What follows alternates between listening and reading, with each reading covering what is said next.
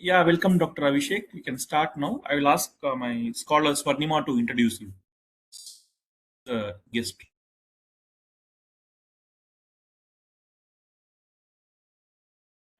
Hello, am I audible, sir? Hello. Yeah, please.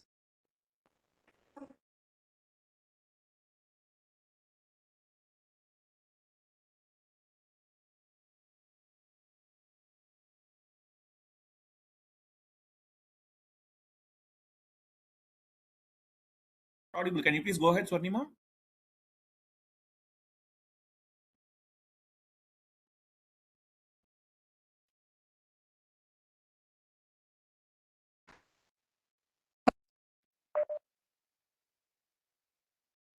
Can you hear me? Yeah, you are audible, Abhishek. Yeah. Okay, please. Okay, please go ahead. Okay, Am I audible, sir? Yes, I Yeah, can. you're audible. Please go ahead, Swarnima. Yeah, please.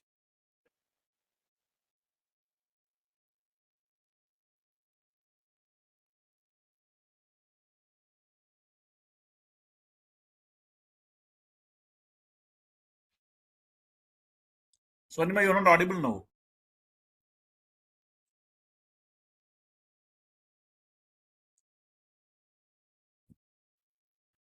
Am I audible now, sir? Yeah, can you go ahead, please? Yeah. Yeah, yes, we can hear you. Okay, now it's audible? Yeah. Okay, sorry for the inconvenience. Dr. Abhishek Chatterjee is an assistant professor in the Department of Electrical Engineering at IIT Madras. Prior to that, he was a postdoctoral research associate at the Coordinated Science Laboratory of the University at Urban Champaign. He obtained PhD in Electrical and Computer Engineering in 2015 from University of Texas at Austin. Masters of Engineering in Telecommunication from Electrical Communication Engineering Department of IIC Bangalore in 2008. He has done his BTech from Javedpur University, Calcutta in 2006. He worked as a member of technical staff as Alcatel-Lucent Bell Labs, India from 2008 to 2011. We heartily welcome you, sir. Thank you. Thank you very much for the introduction, and thanks Sudarshan for the invitation. Always happy to share, kind of spread the words about quantum. It's a happening area. India is also picking up nicely. More people joining it will be good. We have a good human resource, so that hopefully some of you will be motivated after the talk, and hopefully I don't demotivate anybody. So that's my biggest thing. Hopefully I don't get anybody demotivated to join quantum. So that's my biggest thing, but hopefully most people will be happy. So let me start with sharing my slides. Share. Just share, right? Anything? Enter screen. I'll share my screen.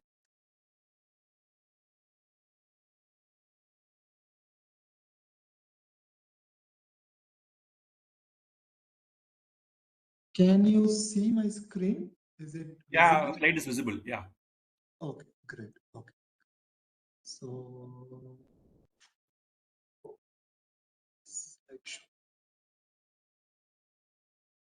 okay. Okay. You can see my pointer, right? The arrow is visible, or is it not? Visible. The arrow is visible. Yeah. Okay. I think there is a laser point. Yeah, I'll try this. This is better. Okay, so let me start. So I'll turn off the video so that you can focus on the slides. And so this talk is about quantum information theory. So what I try to keep it is, see, as we know, information theory is mostly used in communication. It comes from communication. Shannon's famous work started the whole field. Information theory has actually some connection to circuits also, like computation. And in classical circuits, it was known, and at least from actually right after Shannon. It's a very interesting history. So inspired by von Neumann's work on communication, and probabilistic treatment of communication, von Neumann tried to study probabilistic computation, in the sense, if the gates fail, if there is a failure in the gate, how do I can I still do computation reliably despite having these random gate failures? Just like Shannon did the thing for when there is a failure in the channel, like some bits are lost or some bits are corrupted, still I can communicate. Von Neumann wanted to do the same thing for computation, where some gates in the circuit fails, still I can do computation reliably. And in both cases, as you know, for Shannon, the thing was have to add redundancy, like you have to create codes which have redundancy and in a clever way, so that communication still happens correctly despite the failures in the channel. Von Neumann also did the same thing. He added redundant gates and redundant. The slide is not moving. Like, are in the first No, slide? no. Okay. I am not moving. I am just giving the intro. I'll move. Okay. I'll move Okay, to the okay. quantum. So this is just a perspective I'm trying to give. It's more of a story. It's not very important for this, but it's good to get the story. So, so he did that for circuits. So he added redundant gates and redundant bits, like redundant logical bits, and came up with some clever tricks to achieve reliable computation despite having failures. So, but what happened with classical circuits? So when von Neumann did this work, this was the era of vacuum diodes or vacuum triodes to make a computer. So a computer was a whole building. Okay. So that was the days, and they are vacuum diodes and vacuum triodes. They are like big equipments that fail left and right. So people were interested in this. But as soon as the semiconductor chips came in 70s or 80s and forward, the semiconductor chips are so reliable that this approach that gates may fail was like totally obsolete, because gates never failed in semiconductor chips, like rarely failed, with probability 10 to minus 8 or something they failed. So people kind of did not matter. This doing computation despite gate failure did not matter. It became very important when quantum computation came into the picture. Okay, so that's what we'll talk about today. And that's where the connection between information theory and quantum computation, in particular quantum information theory and quantum computation. Okay, the term is fault tolerant quantum computation. What it means is that there is fault in the circuit, the quantum gates can fail, quantum logical bits may be erroneous, still I want to get an accurate output. Okay, so that's our motivation in this presentation. Let's see how much we can go. So let me start with the practical scenario. All of you may have seen in 2019, Google claimed something called quantum supremacy. So their main claim was they could solve one problem, which is not a practical problem. It's more of a concocted problem. Nevertheless, some hard mathematical problem, which they claimed they have a quantum chip which could solve, and no other classical computer can solve. Even they gave an estimate that for a classical computer to solve it, it will, even the supercomputer, the most powerful one, will take at least 10,000 years. So that was a big leap, showing that I have a quantum chip which can do much better than my existing classical chip. Okay. And there are some papers also later on. Also, there was another paper which showed a different technology, but same thing is achieved. So the thing that Google did was based on something called superconductor based quantum bits or quantum technology, quantum circuits. These guys did something based on something called programmable photonic quantum computer. So these are two different technologies. Mathematically, they have similarities, but technology wise, in terms of implementation, they are different. So one way to look at it would be, think of communication. The same Shannon theory, the theory is same for if you want to communicate over a coaxial cable or a fiber optic or through wireless. The details change a little bit, but the same Shannon theory is applicable. Similarly, here also the superconducting chip will be practically different from a photonic chip, but you can use the same theory. Okay. So this is another implementation claiming that, okay, we could design a quantum computer which can solve a problem that no classical computer can solve in 10,000 years. Okay. So this was there. But then there are some papers right after that, okay, in very reputed journals and from very strong groups, showing that all these claims are actually not correct. Saying what happened, that they claimed something that the classical computers cannot do, and they have a quantum chip which can do. They showed that not really.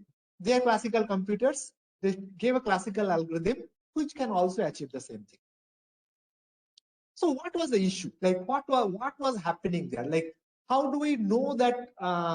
What is the issue that somebody is claiming that quantum is working and somebody is showing quantum is not working? So what is this dilemma? What creates this dilemma that quantum is powerful or not powerful? The main dilemma as we go forward, we'll understand that quantum has lots of promise. So, but in ideal condition, okay, I'll come to that in detail. But there are some practical scenarios when it comes to implementations. And the existing theories sometimes struggle to catch up with that, to capture those practical scenarios. Okay. So to quote Terence Tao from a recent, so everybody knows Terence Tao, one of the most famous mathematician. He recently gave an interview where he said quantum and AI, artificial intelligence, have the complementary problems. For artificial intelligence, especially the neural network driven, LLM driven systems, we have a lot of practical implementations which work, but we do not know why it works. We don't have a theory, not even in ideal scenario. On the other hand, for quantum, it's opposite. We have very nice ideal theory which shows why it would work, but in practice, it's becoming very hard to make. It's very hard to make it work. And the reason is the following: the quantum states with which we do computation. So I'll describe all those things in more technical terms. So think of in classical circuits, we have these bits, logical bits, the digital circuits with which we do computation.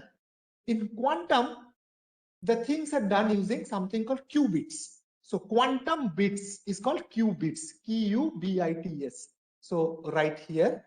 So these are much more descriptive, have more power thanks to certain properties of quantum states. Ideally, it could do many things. Like it could solve hard classical problems like factoring, which is known to be not solvable on classical computers, like not known in the sense, not probably known, but like 50 or 100 years of very intelligent people working could not do factoring, but quantum computers could do it. Okay. And they have many other applications, like for example, you want to do drug discovery and material discovery. They are all materials. For them, if you have a quantum computer which can simulate how a reaction is happening, how a bond is formed, quantum computers would be able to simulate those, and that will accelerate our drug discovery or material discovery. Okay. But the problem is all these qubits are very fragile. Just like suppose you have a classical bit in your semiconductor chip or in a USB stick where you're storing a lot of classical bits, they stay there for years. For quantum bits or qubits, making them to stay for nanoseconds or hundreds of nanoseconds is a big challenge. Okay. So they're fragile. They're fragile because what happens, the quantum states, when you store it somewhere, there will be an environment. You can't keep it totally separate from environment. And as soon as it interacts with the environment injects noise. Okay. So something called thermalization process, it will inject noise, and the qubit will, kept it in some way, it will become something else. Okay. So what is the way forward? Way forward is, the only way forward is error correction and fault tolerance. So that means I have to assume for my theory, and before I implement something, that there will be error, and I have to design my circuits in such a way that error is corrected. Despite the error, I get a reliable output. So this is like von Neumann. He did it for classical computers, where classical circuits had errors. Despite that, he designed the circuit in such a way that despite those errors, my final computation is correct. Similar thing has to be done for quantum. And by that has to be done, I mean, theoretically it has been done. Theory, there are enough work to show how to do it. There are some bottlenecks still to be overcome, but we have a good understanding as of now. But practically, it becomes very difficult to implement these things. And that was what was the confusion, that Google did a circuit which did not have error correction. Okay. It was at a noise level where they did not implement error correction. And this paper essentially showed that without that error correction, what you get from a quantum circuit is no better than what you can get from a classical circuit. So that's where the fault tolerance and error correction becomes immensely important. It would say it's kind of pivotal to have a really functioning proper quantum computer. This error correction and fault tolerance will be pivotal. And the way to do it is just like classical, you add extra redundant bits, but in a clever way using some codes. Here also you have to do that. You have to add redundant qubits, but have to employ clever encoding, and you have to decode at the end cleverly. But what is interesting is very interesting, which is different from communication, is you have to do something called encoded computation. So you should be able to do computation on the encoded qubits. So whatever computation you wanted to do on the real ideal qubits, you should be able to do the same thing on the encoded qubits without decoding them. So I'll explain this thing. So this is a crucial part. Let me explain it. So forget about quantum for now. I have not even come to quantum. I'm just giving a classical motivation. Suppose there is an input X, a classical input, to a circuit which does a linear computation. Linear computation is like, think of a matrix multiplication. C of X, that means you can think of C is a matrix, it's multiplying X. And your desired output should be C of X is X desired. But suppose if there is an error, noise in the classical circuit, in practice, you will never be able to input X exactly. You will be able to input X plus E, where E is the noise part, the error part. And when you apply C on it, you will get Cx plus Ce, because it's linear, it splits. Okay. And what we'll get is X desired plus some noise. Now, how do I make sure that I recover X desired from this? This particular problem, when C is an identity matrix, exactly an identity, this problem is nothing but the problem of transmission over a noisy channel. Exact problem that Shannon solved like 75 years ago. So what we do in this case, we encode X using some encoding, get and Y. And what we'll receive when we send it, EX plus some noise, and we decode it. Okay. And this encoding is nothing but error correcting codes, and decoding is decoding of error correcting codes. You choose your favorite code, LDPC, Polar, Reed-Muller, Reed-Solomon, whatever, it gives you this.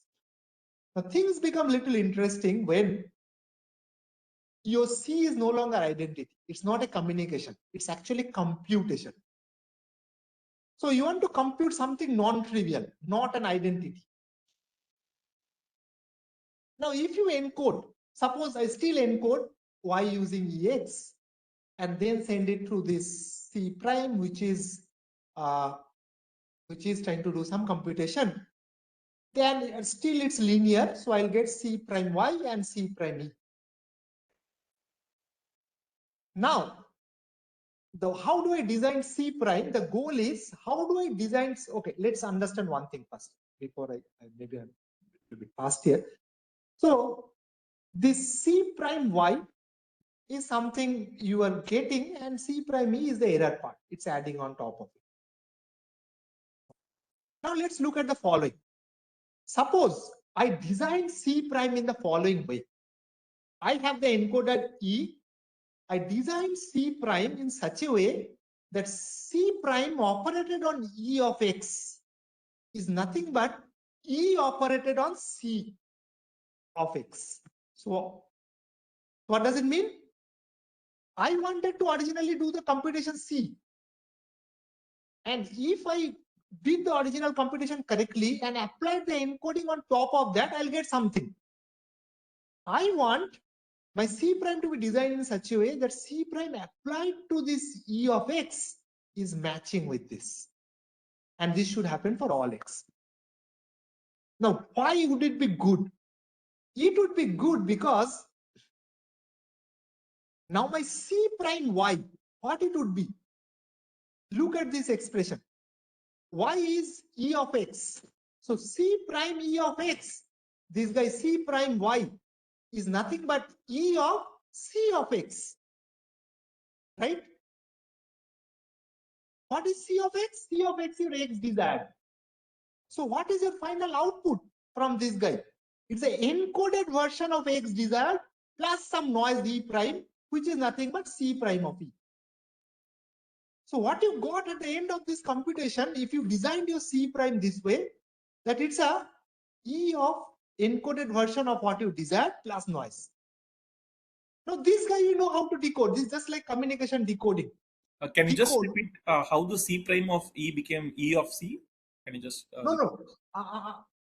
So that's a part of the design. I have to design my C prime in such a way and E in such a way that this happens. Okay.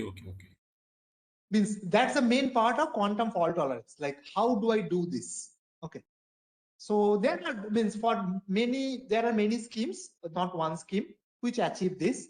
There are different codes and different C prime which will achieve this. I mean, plenty of them are known, and there is a standard way of doing it also using something called stabilizer code, and there is something called transversal encoding which achieves it. So there is the ways to do it, but the main challenge in computation compared to communication is getting these pairs, not just the encoding, but the encoding and C prime pairs together. Is that clear, Sudarshan? Thank you. Yeah. If we could do that, then I could finally recover it. Okay. So this is actually the main crux of fault tolerance. So whatever is done in fault tolerance classical, this is what it happens. Instead of now classical, if you put everywhere quantum, like X would be instead of classical numbers, it would be quantum bits or string of qubits. The encoding E will be a quantum encoding. Computation C will be quantum computation. Then the same thing goes through to quantum. So if you understand this part, actually you have understand the crux of fault tolerance. Only thing you have to replace everywhere, instead of classical, you have to replace with quantum. I'm hiding a lot of details, but this is the main block diagram of how do you achieve quantum fault tolerance. Now, as we know, every time we encode my X will have a dimension. Suppose think of their logical bits. Every time I encode, my dimension will increase. That's a redundancy that you have to always do. We know from communication itself. So it will have a high dimension and have to increase it. So there's a price I pay for getting fault tolerant quantum computation. I have to increase the size of my circuit. That's called the redundancy introduced or redundancy factor, or in quantum terms, generally it's called overhead. Okay, space overhead, like how many extra bits have to add. And there is one more thing also, you have to be very careful. You know, again from communication, that even if I have EX plus noise form, I cannot decode for all noise. Okay, suppose I have an LDPC code. Think of a very simple example of LDPC code, a particular LDPC code you chose, and suppose it's being sent through a BSC channel. Okay, and there is this noise threshold for the LDPC code. Like if the noise is more than that, LDPC code will fail to recover the, even if you do the best LDPC decoder, it will fail to recover it. The same thing will happen here also. Yeah, you can recover only when noise is below a certain threshold. So these are two natural things. One is a redundancy and another there will be noise threshold. This is there true in quantum also. In quantum also you have to have redundancy, and you cannot correct the circuit if the noise is beyond something. I mean, that's like you just give up. So So this gives you some insight that when you design practically a chip, quantum chip, you have to make sure your materials and choice of all those things so that the noise is below the threshold, and then you use the right code for that threshold so that I can recover the correct thing. And at the same time, you also for that code, you have to choose the right C prime so that you can do coded computation. So there are these three moving pieces. Noise should be below threshold. I should choose the right encoding for that noise, and the C prime, so that C prime is E of C. If you can do these three things together, your quantum circuit is going to work. And as I again said, for the Google thing, so far the issue is we know theoretically how to do it, but implementing them in practice has been a big headache. We could not do it so far. Any like large scale codes or coded computation, we could not implement. How is the threshold decided? That's a question in the chat box also. I also have that question. How is the threshold decided? Threshold, so there is a fundamental threshold, like for a particular, that's going to be the topic of this talk, actually a large part, is fundamental threshold means just like classical noise, there is this erasure noise, Gaussian noise, BSC noise, there are different quantum noise. And for different quantum noise, there is a fundamental threshold. Fundamental threshold in the sense, if the noise is more than something, no matter what code you decide, you won't get a correct answer. Then there is a encoding specific noise threshold. Like suppose I choose LDPC codes. There is a quantum version of LDPC codes also. For that, there is a certain kind of noise. Okay. So both are there. Does it make sense? Is it? Thank you. Yeah. Okay. So we'll talk about the noise threshold in more detail. That's actually one of our objectives, to understand what is the fundamental noise threshold in certain quantum noisy scenario. That's actually the main part, and that's where we see the information theory connection. Because whenever you talk about fundamental bounds of something, that's where information theory shows up generally, especially if there is noise. So that's where the connection is. Okay, so what will be the desire? Like suppose I am the guy who is given the charge of finding the best encoding, and suppose I am giving lot of choice of encoding and C prime. Suppose I have lot of codes for which there is a E is given, encoder is given, and corresponding C prime is also given. Among them, which one should I choose? That's the first question, right? I have lot of them exist in literature. Which one to choose? There are some practical consideration for choosing these things also. But theoretically, like in terms of theoretical guarantees, what to choose? The choose is, one to choose would be the guy who requires lowest redundancy. Like that means my circuit blow up, the circuit size blowing up will be minimal. And also for whom the noise threshold is lowest. Sorry, noise threshold is highest. Like I can connect up to really high noise. High noise, low redundancy. If I can achieve both, that should be my goal. Okay. So I want, as I said before, correct and desired is only possible when noise is below a threshold and suitable code with enough redundancy is used. But this keeps changing with noise type. And different encoding will give you different noise threshold and different redundancy. And fortunately, over last 30 years, and especially in last 8 or 9 years, the encoding quality and the noise threshold have been steadily improving. Okay, so hopefully we'll go to the best, but we don't know what is the best. Okay, we don't know what is the best. So for example, things are improving in the sense, let me give you an example. So when the first encoding came, the first encoding and first coded computation for quantum came, what happened? People came up with a code which had a redundancy, which required a redundancy. Suppose X has a dimension D, the redundancy factor, like dimension of EX by dimension of X, will actually be a polylog. So log of d power 10 or 8, something like that. So in channel theory sense, that's a zero rate code. Okay, but that's the best people could do for quantum at that time in early 90s, late 90s and early 2000s. Okay, so that's what I mean by polylogarithmic. So redundancy factor, and redundancy factor is the ratio of dimension of the encoded input by dimension of raw input, like how much you have to blow up. And it was polylogarithmic to begin with. But recently, over last, as I said, last 8-9 years, there's a significant growth, significant improvement. We have come to a constant. So in information theory term, now we have a constant rate code.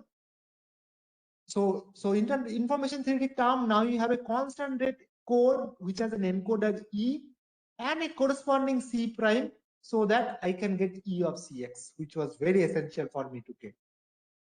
Previously, it could not be get. So previously, the bottleneck was the following. If I want to communicate over a channel, we could get a rate close to capacity. So it's a constant rate will be there. But even to do a communication, a general communication, where C prime is not identity, it was very hard to find a E, so that C prime of E would be E of C. And over last 8-9 years, that hurdle has been kind of reduced. Okay. And the noise threshold, like think of and strength of noise. I'll explain what the noise number mean. Think of it's like in the BSC, remember BSC channel, binary symmetric channel. Think of this as the BSC P factor. So first results in quantum computation or fault-tolerant quantum computation was for of the range 10 to the minus 6. And over time, people have moved. I think now the best known thing, at least experimentally, not theory proof, it's 0.07. So 7% error we can tolerate. That's a huge improvement over what we had. So let me give something about noise. So as I meant, the noise, this number you can think of like a BSCP. So there is something called a depolarizing noise in quantum. It's the most prevalent and most studied noise. So it's like our BSC binary symmetric channel in classical that can be generalized in multiple ways, 2-3 ways. One is called a bit flip channel. Another is called depolarizing channel. So what depolarizing noise is, it's simply that if I send a bit through the channel, or when I say the bit is corrupted, it's like some genie sitting somewhere, tosses a biased coin with that probability P, and if it turns out to be head, it turns that qubit or the quantum state into a garbage, like absolute garbage. And if it's a tail, it leaves the qubit untouched. So you can see it just like your binary symmetric channel, but the only difference is in binary symmetric channel, you get a 0 flipped with probability P, and state 0 with probability 1 minus P. Here, the state stays correct with probability 1 minus P, but with P, it does not become a flip of the state. It becomes just a garbage state. Okay. So you can, yeah. And the garbage state is something called the most entropic state. Okay. And it's kind of way to see it is, it's like a uniform distribution over bit 0 and bit 1. So that's what happens to it. Now the question is, we are improving. No doubt we are improving in terms of redundancy. We have gone from polylog to constant, and the noise threshold is also improving. But what is the minimum redundancy factor, and what is the maximum threshold that we can achieve? Like we would like to push this number from 0.07 to 50% or 40%. And we'd like to read this constant currently is some 10 to the minus 4 or 5, though it's a constant. We would like to make it bigger and bigger, like 0.1, 0.2, something like that. How far can we push? Okay. So that's, you can see when you talk about how far we can push things, that's kind of an information theoretic limit. How much can we push? And before I answer this question, that's the answer I want to give, and that will come through information theory connection. Let me give you some overview of quantum computation so that you have this little bit better understanding of the mathematical understanding of the results. So far, I have only talked about very intuitively and with physical intuition. Now we'll get into a little bit more mathematics, not too much because we don't have that much time. So what is a classical computer or classical circuit? The input is a binary string, 0, 1 power 8, and we do some computation on it, and output is another binary string, which does not have to be of the same length. It can be of different length. There is no hard and fast rule. We have many circuits where input is a binary string and output is just a bit. And how is it achieved? And okay, sorry. What is a quantum circuit? So before quantum circuit, we define a quantum circuit. First thing you have to understand what is a quantum bit or qubit. Okay. So here X was a bit string. What is a qubit? Okay. So there is a physical notion. Qubit is a quantum state, a binary quantum state, which is in superposition. But I don't prefer to go into the physics because all of us, I guess, we are all communication engineers. So you're more comfortable with a mathematical description. And it's very easy to talk about it mathematically.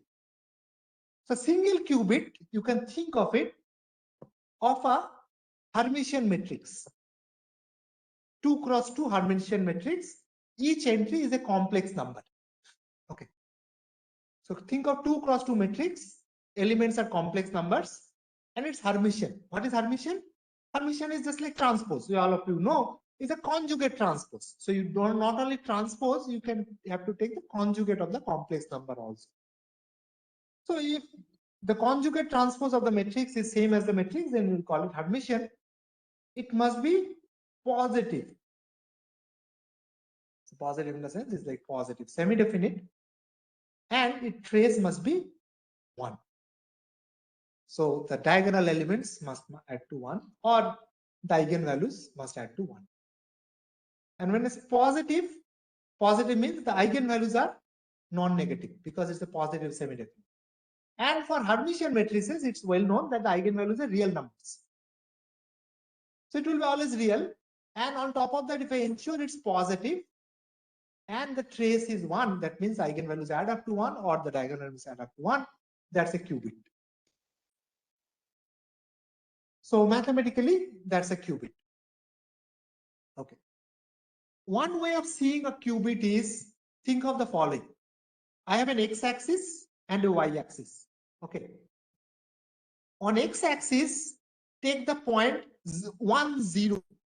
1, 0 point on the x-axis, right? That's a point on x-axis of a unit length to be the logical bit or the classical bit 0. So I'm mapping classical bit into Euclidean plane. So 0 is mapped to the point unit vector on x-axis and 1 is mapped to the unit vector on y-axis. Okay. So I can map it like that. Now, think of a unit sphere on the Euclidean plane. Okay. Now, all the points on the, or in this case, it will be unit circle because it's a xy plane. All the points on the boundary of the that circle or sphere is actually quantum states. So you can think intuitively like that. Actually, there will be some points inside also you can think of quantum states, but that's something called a Bloch sphere. It has a which we won't talk about much in this. So, but that's a physically pictorial way of thinking of a qubit.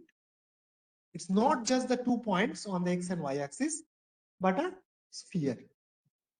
Okay. So you can see how powerful a qubit could be. So a bit can only represent x axis or y axis. A qubit can represent anything on the sphere, right? In fact, a qubit can represent any linear combination of the 2 classical bits 1 and 0, because any point on the sphere is actually nothing but a linear combination of the x-axis unit vector and y-axis unit vector.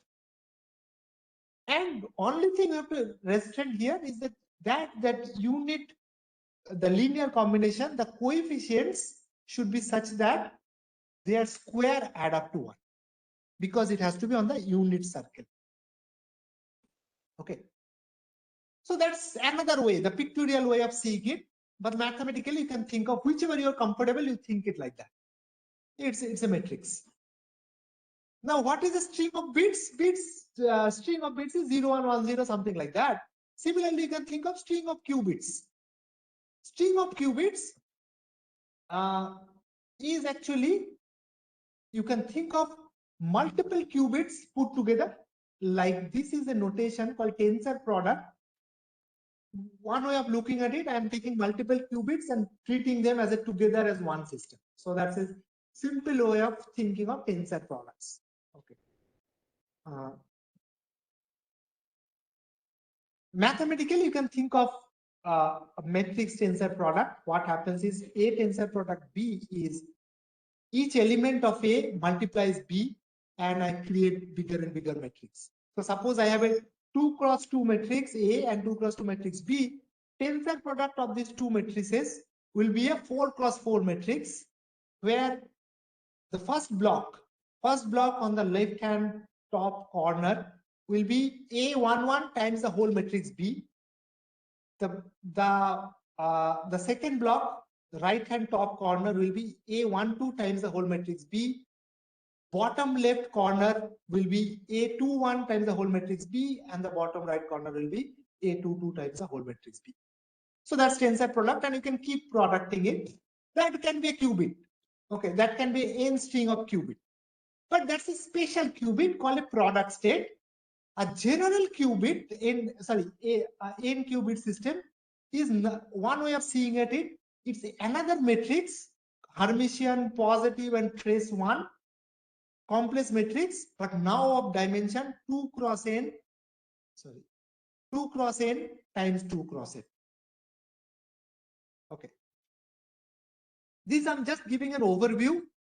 To go forward, if it felt little difficult or did not follow all of it, because I know I'm condensing a lot of things in one slide, because this takes a few 1 week to teach these things in a course, so I can't do that. But intuitively, you can think of a qubit is like a matrix or a sphere, a point on the sphere, and a multiple qubits is like a string of qubits is like multiple qubits put together, and they're coupled in a quantum way. On the other hand, quantum computation on this qubit is nothing but you multiply this thing with U, pre-multiply and post-multiply with U and U dagger. U dagger is a complex conjugate. This matrix, that's a quantum computation. So that's a limitation of quantum computation. You can only do this matrix multiplication where U must be an unitary matrix, not any matrix, must be a unitary matrix. Unitary matrix, as you all know, it's a complex version, the complex number version of the orthonormal matrices. Okay. And all quantum computation must be unitary. That's a physical constraint on quantum systems or quantum mechanics. And you get an output which is also of the same length n. Unlike classical where the length can change, here must be the same length. And it also be another quantum state which will be a matrix of dimension 2 power n cross 2 power n. And the way a classical circuit is realized, you know, all through using gates. Classical gates, generally the gates have all is AND, OR, NAND, NOR, XOR, all kind of gates. All of them have 2 inputs or 3 inputs, in ideal G inputs, but 1 output. And you can do only Boolean operations. And interestingly, classical bits within the circuit can be copied. So if I have a bit somewhere, for here this one, this bit I can send to both the gates. So it's like a 1 bit coming out of this guy and 2 copies of the same bit is being sent. This can be done. I'm mentioning this because in contrast, quantum is different. Each gate, there is a gate for quantums There are parallel versions of NAND, NOR, AND, OR, XOR. Everything has a parallel version in the quantum world. I'll get into the details. So, for example, NAND you can do is something called Toffoli gate or AND. Then there is XOR. Also, you can create another gate corresponding to that. Every gate has a realization. But the thing is, the number of input to the gate and number of output must be the same. You cannot create or destroy a quantum state, a quantum bit. Hence, a gate would not be allowed to do that. Hence, number of input and number of output must be same.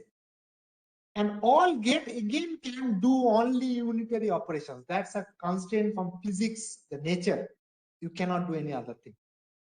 And more importantly, copying like here is not possible for quantum. You can only copy certain very specific states, not arbitrary states. And another thing which is really, really troublesome when it comes to quantum, especially when you want to correct error. When you want to correct error for a classical guy, say classical bit coming error, you want to check whether this bit is in error. You can take the bit, make a copy of the bit, and compare with what you expect through some statistical method. That will tell you whether you are in error or not.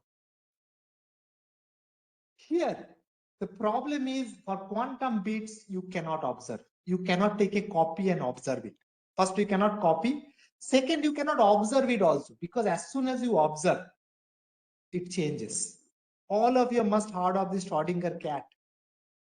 Means the cat can be dead and alive. As soon as you observe, you disturb it. This is exactly what happens here. So that makes quantum circuits much more challenging, especially to correct against errors. But the question is, what is the use of these quantum circuits? Why do you care about it? The reason is the way you use quantum circuit is there are certain hard classical problems. For example, think of factoring. You give a large number as an input.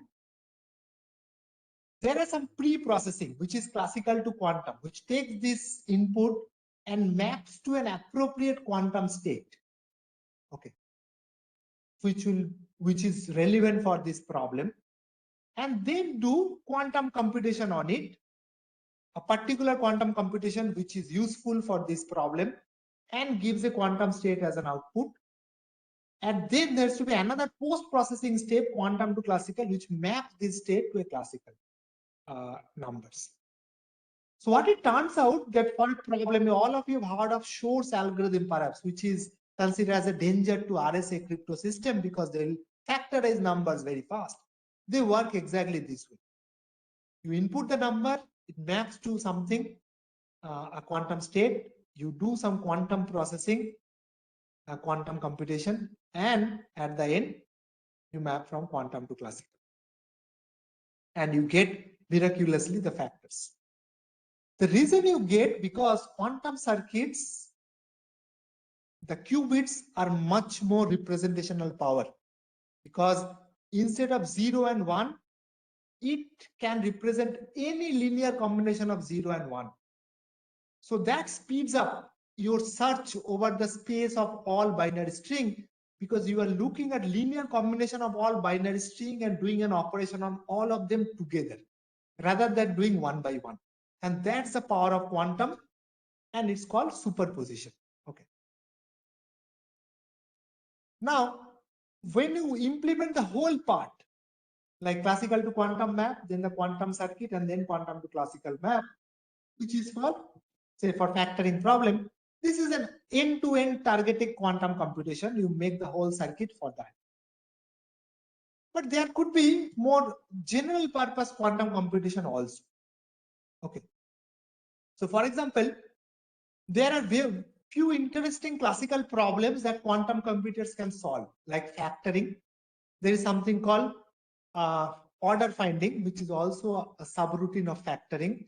There is something called discrete log, which are all known to be hard combinatorial problems, but quantum computers can solve them. And the part is, they all have a similar one component, which is very common to them. Only the classical to quantum and quantum to classical, that pre-processing and post-processing is different, but the quantum circuit is kind of common. So it's equivalent to something called phase estimation, and within that there is something called quantum Fourier transform, which are common to all of these hard problems.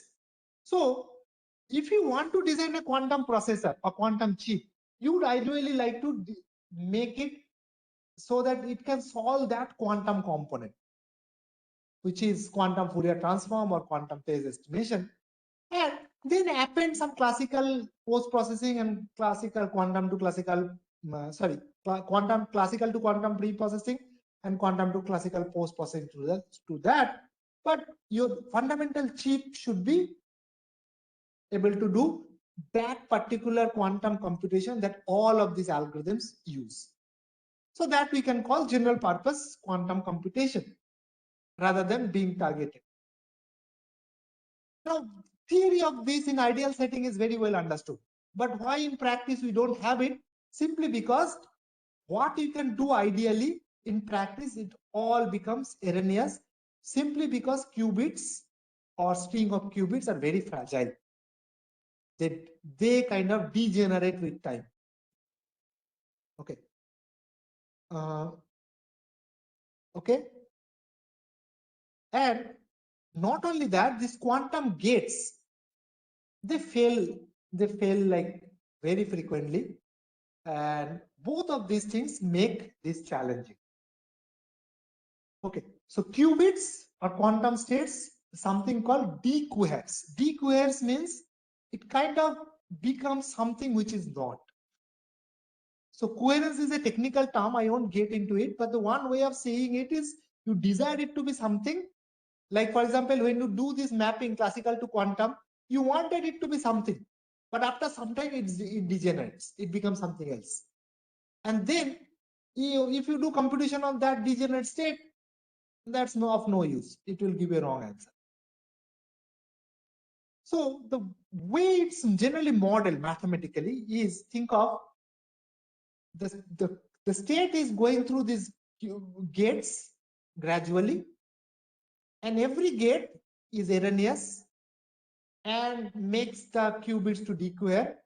So one way to model this gate in real scenario is model it like a ideal gate followed by some addition of noise. So you can think of every gate, instead of doing its intended operation, like think of a quantum AND gate or quantum NAND gate.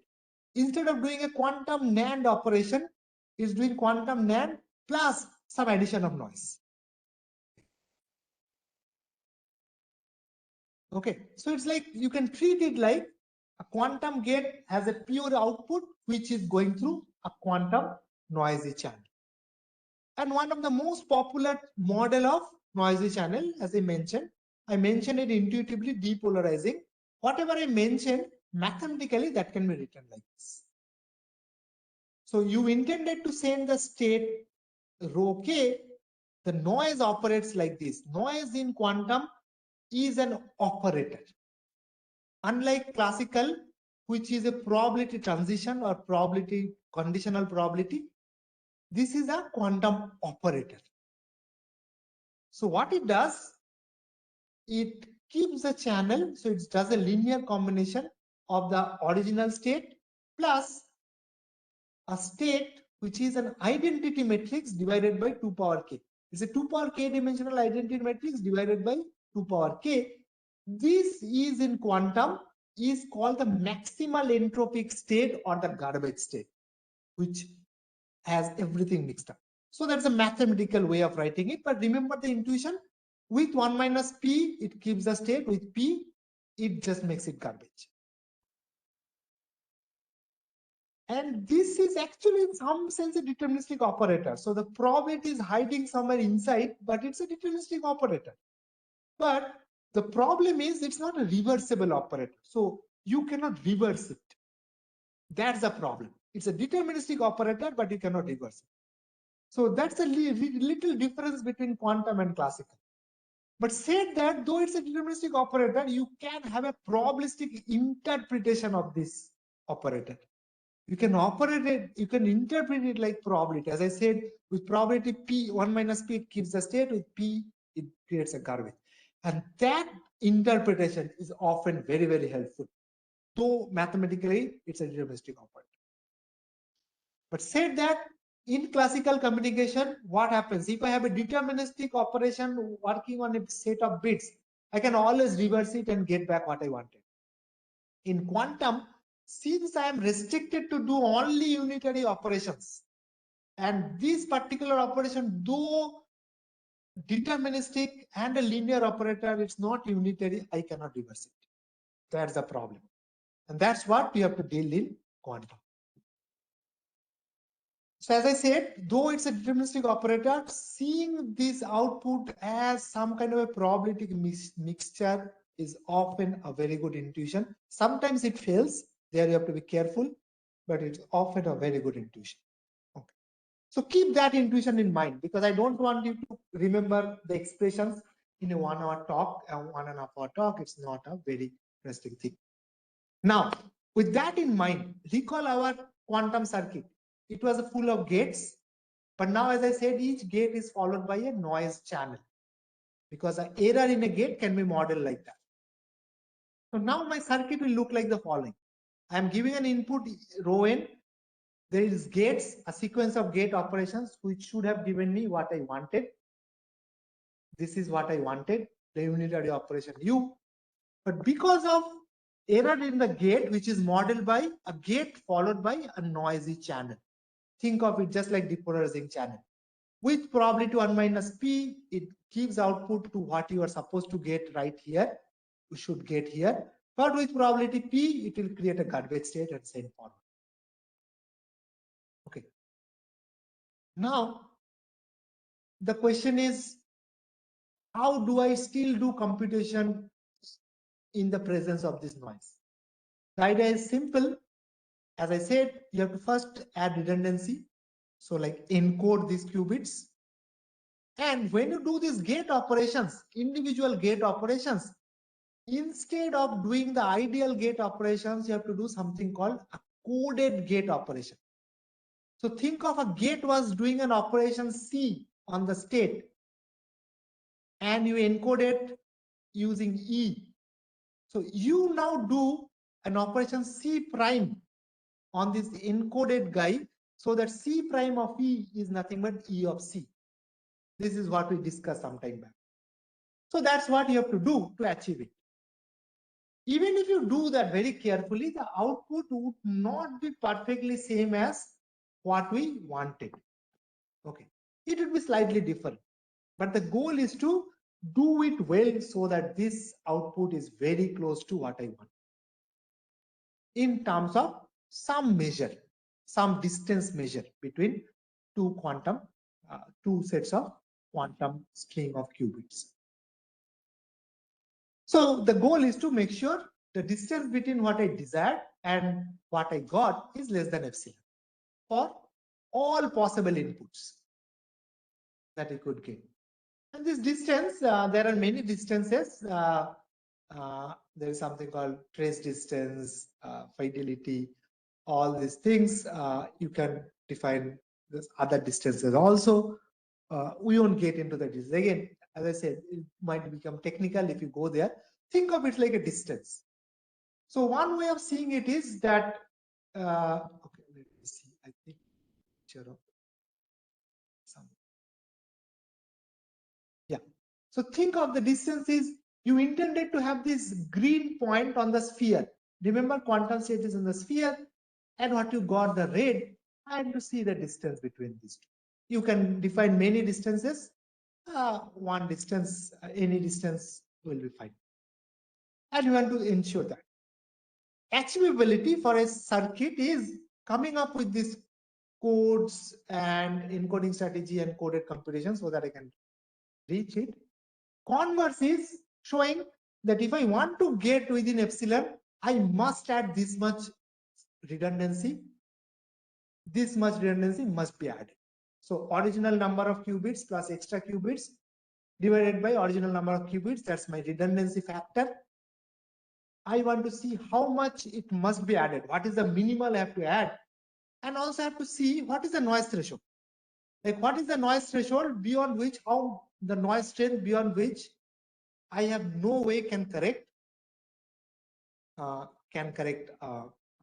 quantum state.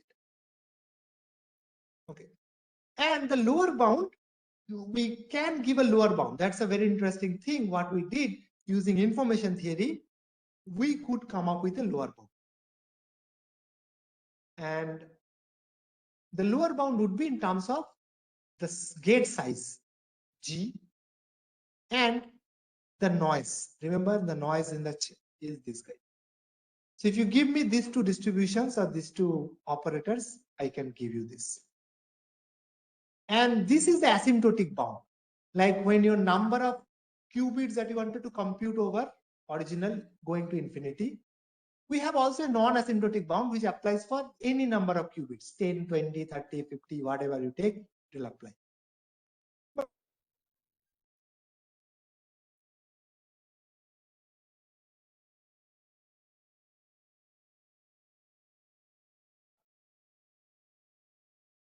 Hello. Hello.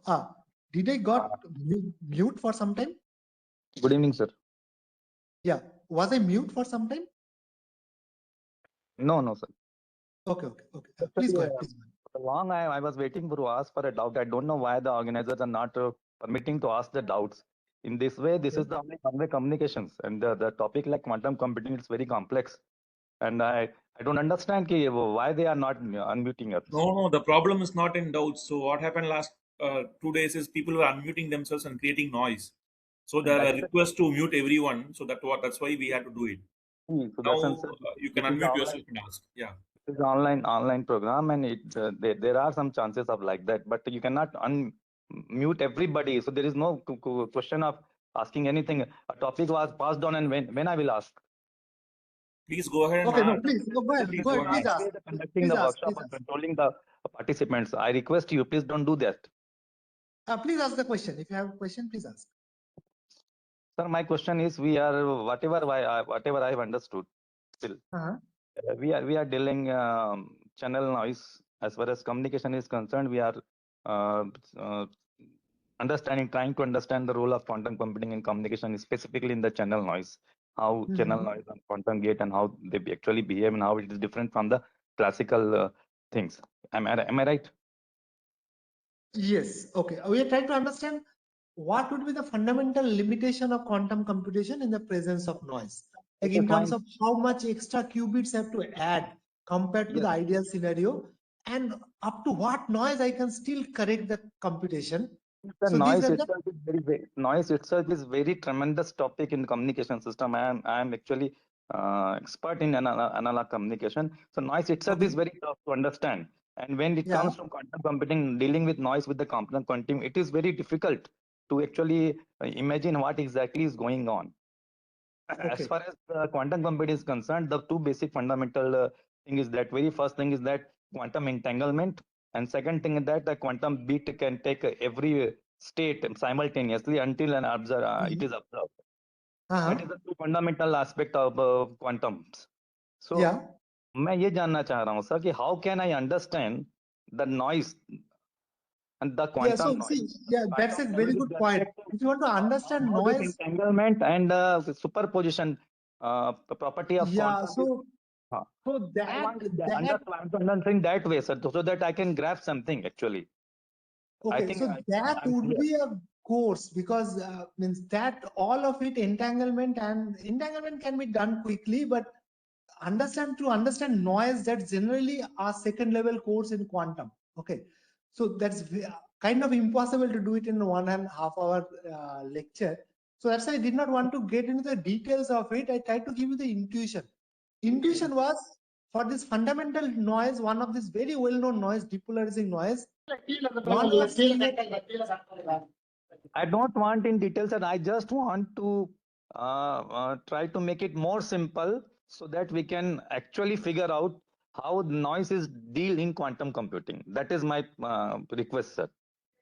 Okay, so this is, look at this one. So what I said is, what's happened is, if you have a quantum channel, a noise, you send a quantum state or qubit, a particular noise, depolarizing noise is intuitively, physically is like this. somebody is tossing a coin in the channel, and if the coin is head, it turns that qubit into a garbage qubit, which contains no information.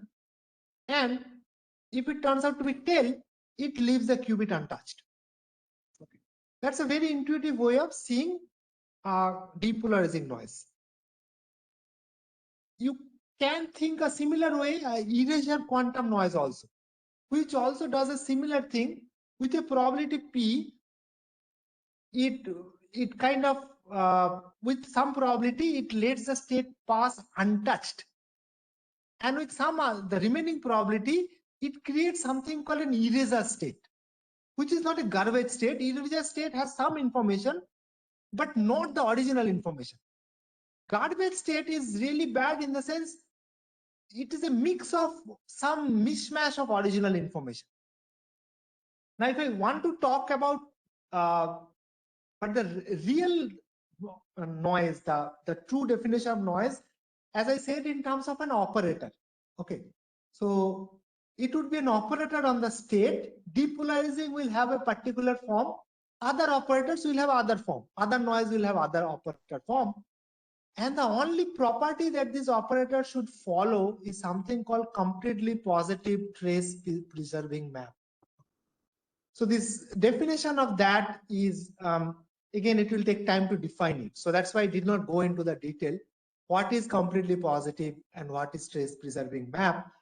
It's so, but intuitively you can always think of it with probability, some probability the state is kept, with remaining probability the state is either made garbage if it's a depolarizing noise, or made an erasure state, which is different from garbage state if it's an erasure channel. That's the only thing I can talk about in terms of intuitively about noise. If you want to understand mathematics, it's an operator. It's not like a classical noise where it's a probability kernel. It's an operator in quantum. And what about the white Gaussian noise we normally encounter in the communication, sir? There is a Gaussian noise in quantum, but that's not like the Gaussian noise like ours. And that does not apply to qubits. That's applied to something called a continuous variable quantum system, which is little bit which is more complicated than this system. That there is a quantum Gaussian noise, but that Gaussian noise is not like our Gaussian noise. So it's a little different thing. So in quantum, the noise is an operator. It's a map. It's a CPTP map, completely positive trace preserving map. Sometimes it has a very nice probabilistic interpretation, as I said, for depolarizing and erasure. Sometimes it may not have any nice probabilistic interpretation. So that's a state. So I'm trying to simplify it, but beyond something, I need to talk about the technical details, which is little hard to do in the short Thank you, time. sir. Yeah. So a good idea would be you can read this a full course. You can take either a full course or read this book by Nielsen and Chuang. It's kind of the Bible of quantum computation. It will expose you to even noise also. Okay, and it will talk about what is a map, what is a CPTP, everything will be there. Okay. There is another if you are familiar with classical information theory, you come from that background. Yes, sir. One of the very good book to read is Principles of Quantum Information Theory by Mark Wilde, W-I-L-D-E. Please take both the books in the group so that we can go for it. Sure. Thank you. Yeah, sure. Okay. So as I said, we have to go to the fundamental limit. What is the minimum redundancy I need? Without that, I have no way can do quantum computation reliably, so that my computation from the noisy circuit and the true desired computation are within epsilon distance. And what is the maximum noise threshold up to which I can do reliable computation? Okay, and this is the bound. And as I said, I have bound for any n, any number of qubits, any circuit of any dimension n. Suppose it's a 64 qubit circuit, this is the bound. But asymptotically, as n goes to infinity, this becomes something nice.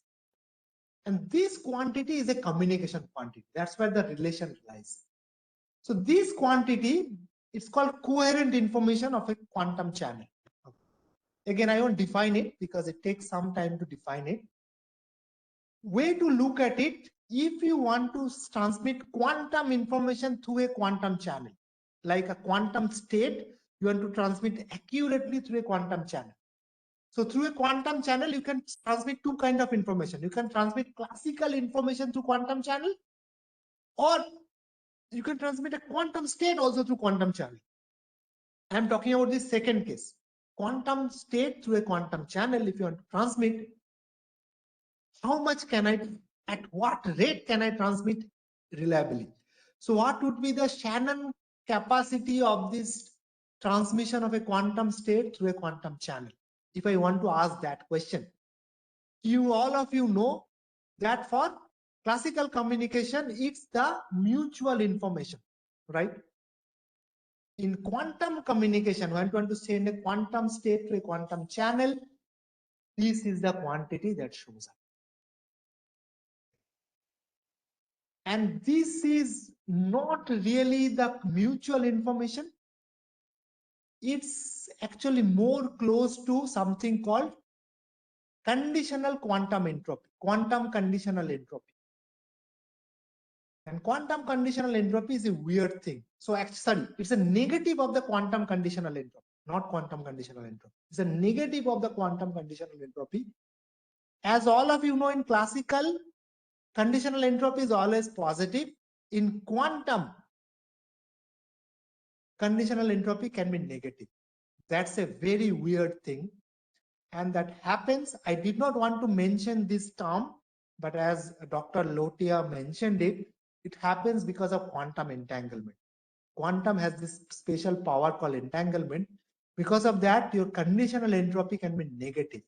And hence, negative of conditional entropy, negative of maximum, negative of minimum conditional entropy, in the sense how much negative can I make, that guy is this IC.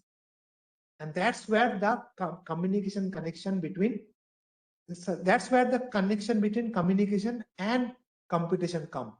The fundamental limit on how much redundancy I'll need for quantum computation is related by quantity, which dictates how much information can I send through a quantum channel. So that's the connection. And I think I have 10 minutes. I'll just try to talk about how the connection comes. Okay. Rather than, so these are some of the previous results with which this bound that I got is from my students' work who just graduated last year. And it's kind of it's a fundamental bound. It improves all of the existing bound in like ellipse and bounds. It's an accepted paper. You can look up it. It's a journal called Quantum. And the bound is often through connecting computation to quantum communication, which is itself a very interesting idea. And it's better than all the existing bounds, which obtain the bounds in different ways, not by connecting to communication. In particular, we connected to finite block length communication. So I give a comparison of different bounds here. I won't bore you with this. There are more technical details. I'll just show you the, yeah. So this is, you can search with Uttara Kalyani. She's my student, just graduated. She's a postdoc in Japan now. In quantum, there's a journal called Quantum, one of the leading journals in quantum information. There the paper appears. You can read it if you are comfortable with quantum. But I won't talk about it. I'll directly jump into the practical use of this bound. First important thing is that you need a benchmark to know what is a fundamental limit. Just like for communication, you have Shannon theorem. We need something here. There were previous results, but they're very loose. And they only apply to n going to infinity, a very large system. But the current systems, experimental systems that we have, you've heard of Google results and all, they're like 200 qubits. They're far from being n going to infinity. So what bounds do I can get for this? And that nobody answered. This is the first for us to answer. And another big issue which is happened was People only talk about IID quantum noise. There is some IID version of quantum noise, but quantum noise is always correlated. Can I do something? And our result actually extends to certain large class of correlations. And the benchmark, the expression that we got for different noise and different gate size, so different technologies. So superconductor will give you a different noise versus a photonic quantum computer will give you a different noise. Gate size will be different depending on what material you are using in superconductor and all. How do you compare them? This fundamental limit that we got, that can be computed for 100 qubits also, and that allows you to compare them so that you can choose which technology you want to implement. Whichever has a better metric, maybe it's a good idea to start with them. So that's a practical implication. But sorry. Yeah. But what I wanted to really talk about is this thing where I show you the how do I connect this computation problem to a communication problem, because that's an interesting connection, and that was also the theme of this presentation. And all of you are communication engineers, so you'll enjoy it. So let me start with this. So remember what we had? We had original gates. The orange ones are the ideal gates. So if there are no error in the system, no noise, these channels will be, after the gates will be non-existent. So none of them will exist. I'll get the ideal result, unitary row in. But since this noise is there, I'll not get exactly, and I want whatever I get to be close to the real result within epsilon. Remember, that was the goal. And for that, we asked the question, how much redundancy do you have to add at least? And that was a previous bound. Now, what I'll show you, how to get from here to a communication and connect to communication. First thing, note that I'm giving an input rho n, and this what I want u rho n and the QC to be close. Now, since U is for a quantum computer always a unitary matrix, which is like orthonormal matrix for real matrices, if I multiply both by U dagger is the complex conjugate, or in the real case, it would be transpose. You know that will also be, U dagger will also be unitary matrix. So if I multiply both quantities by U dagger, distance won't change because unitary transform does not change distance. Okay, that we know, all of us know that if you have two distance between two vectors, I do a unitary transform on both of them, distance does not change. So that's the first step I can do. So that's as soon as I do, then I can say this equivalent to this guy, because U dagger U will be simply identity, and I'll get U dagger QC this guy. So that's the first step. Is everybody with me on this? Any question, please ask, because that's, I would think this is kind of the main technical part which I want to convey, because it's a nice communication and computation connection. If you have any doubt, please ask. It won't be long. It just take 5 minutes to explain.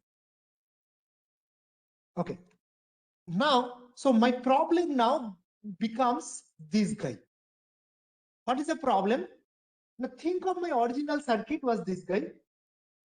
I'll now cook up a imaginary circuit, a more powerful circuit, or what I call a gene-aided circuit, which is the following. Excuse me. Yeah, there's a thing in the chat box asking to repeat this part by Dr. Sharada. Which part?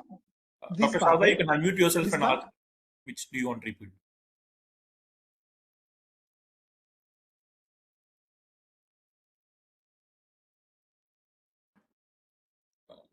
Hello? Dr. Sharada, am I audible? You can unmute yourself and ask which part you want to repeat.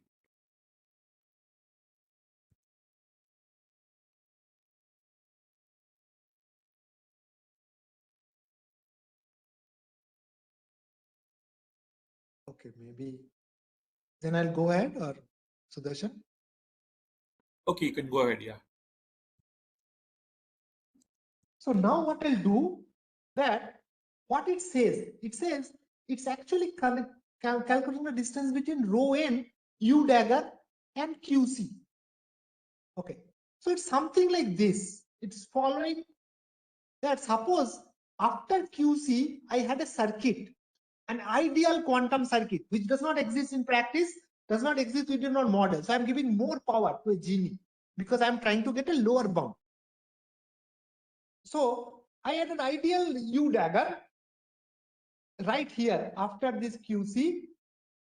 Then that output of that circuit will be U dagger QC rho n. So that I pictorially represent like this. Okay.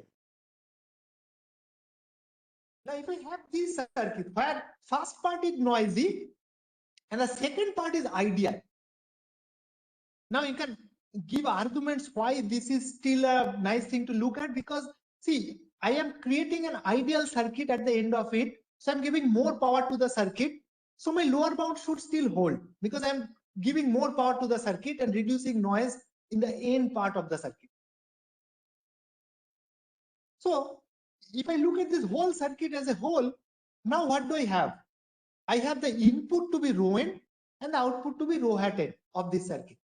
And I want this distance to be less than epsilon. Now I'll play a nice trick. Now what I'll play, we'll say, okay, I'll give little bit more power to the circuit because I'm interested in lower bound, and while getting a lower bound, my giving more power to the circuit is okay. This can be formalized mathematically. I'm just giving it intuitively. Is that what I'll say? Split the circuit into two parts. The first layer of gates, I'll keep it. Then there is this noise because the gate computation goes through a corruption. And then there is a second or final layer of gates and this U dagger. What I'll say, I'll call all of this thing together as a circuit D. And furthermore, what I'll do, I'll say this circuit, from this circuit, I'll drop all noise. I won't keep, I'll say this circuit is perfect. God has given to me. This circuit is perfect. Again, this does not hurt in lower bound because I'm giving more power to the circuit and I'm trying to prove a converse. So it's okay. Whatever I get a bound, that bound may be loose, but it will be lower bound. So what happens? Then my circuit looks like this. There is an initial part, there is a channel, and there is a D, which gives me rho hat n. What does it remind you of? All of you who have done communication, it just looks like communication. I have an encoder, I have an original state that I want to communicate. I have an encoder, this series of gates, followed by a noisy channel over all the qubits, then I have a decoder. And that would give me rho hat n. So it's almost like I have to understand how much can I communicate through this channel with this encoder and ideal decoder. So this is like finite block length quantum communication because I have n qubits and to transmit. And my decoder is perfect, arbitrary decoder. But there is a one catch here which makes it a little difficult. That's a kind of a little technical challenge also. Is the encoder is something called a restricted encoder. It's not arbitrary encoder. Why is it restricted? Now, when I give this input, on this input, I cannot do arbitrary computation. Why? Because I have only one gate operating on this set of qubits, another gate operating this set of qubits. I cannot do a gate operation which involves this qubit and this qubit. So it's a restricted. Now this becomes a problem of finite block length quantum communication with restricted encoder. That itself is a new information theory or communication problem. So first reduce our computation to this communication problem, which is a new communication problem. And what happens, again, I won't get into the technicalities. Okay, is this part clear till this point? How I reduce to a finite block length quantum communication problem, but with restricted encoder, which cannot do arbitrary encoding, but you have to encode these qubits together and these qubits together. It cannot do a full joint encoding because of the circuit restriction, because they are all gates operating on only this qubit separately. If you have any question, please ask, because the rest of the part is kind of, you have to trust me. I can't get into the details. I'll just tell you what led to the final result after this, because those are a bit of calculations. Okay, if no questions, so what happens after this? How do I solve this problem? So we know finite block length communication, and there are finite block length quantum communication results also. Not as tight as classical communication results. There's still a lot of scope to improve them, but we have some results. Quite a good one. And those are not my work. There are stalwarts like Mark Wilde, whose book I mentioned, has done great amount of work there. Nilanjana Datta, then Pranab Sen from TIFR. Before him, there is a faculty called Naresh Sharma in TIFR. They have done some really good work, especially Naresh Sharma. He's no longer in TIFR. He has done some path-breaking work, which path-breaking lemmas, which allowed us to study finite block length quantum communication. But there's still to improve. But said that finite block length quantum communication without restricted encoder is done. My goal is to study this. How did I do it?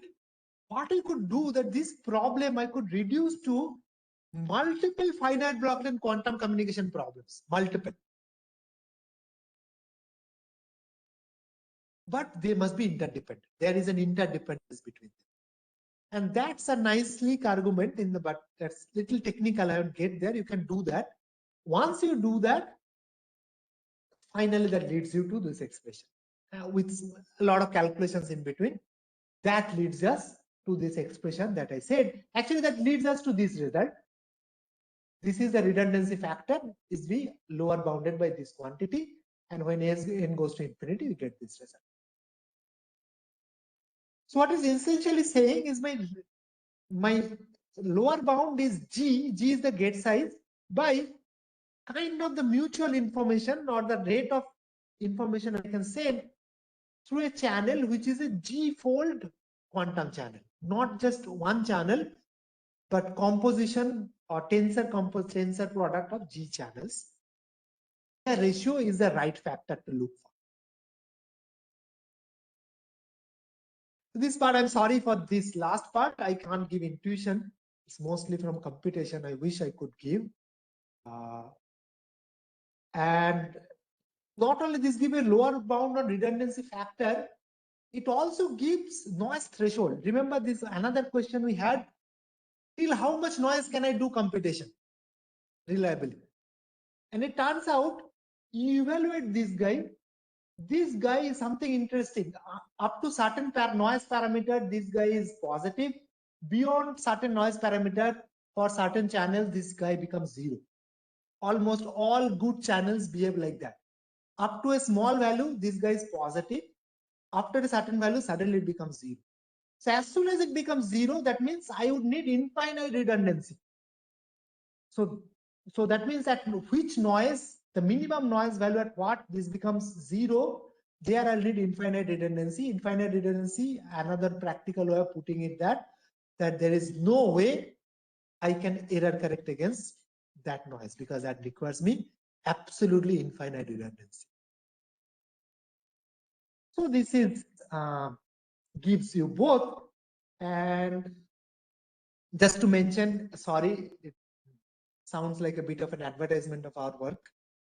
It's just the last one to say, it's actually a much improved result than existing results that was known in literature. All existing results are asymptotic. We could get for any number of qubits. And there are a bunch of results which captures the effect of gate size, but was very loose. And there are some results which did not capture the effect of gates G. They are tight. And we put both these together and make it provably tighter, not just empirically tighter, provably tighter than all the existing results. And not only that, previous results are only for IID noise. It extends, our result extends to some interesting correlation, especially the correlation within the gates, because that's the main correlation. And this is my students' work, my PhD students, another student who is a PhD student in Urbana-Champaign now. You can look it up. you're interested. Sorry for the final advertisement. Yeah, I am happy to take any questions. I hope the main thing I wanted to make the point is the connection between communication and computation. So this is these steps. If you want me, I am happy to repeat. This all was the main connection I wanted to make to show that how computation and communication can be related and how information theoretic bound with some adaptation can be used to get bounds for computation. Hopefully that will motivate you to study either one of the two. Both are very important problems. And hopefully some of you will get interested, study from the books or some courses and will work on it in future. That's So thanks a lot for this excellent talk. So I just have a more general question. So mostly we yeah. talk about the physical layer and the quantum communication, right? Do we have the entire stack also, like the Mac layer and like in Yes, quantum? there is a stack. There is this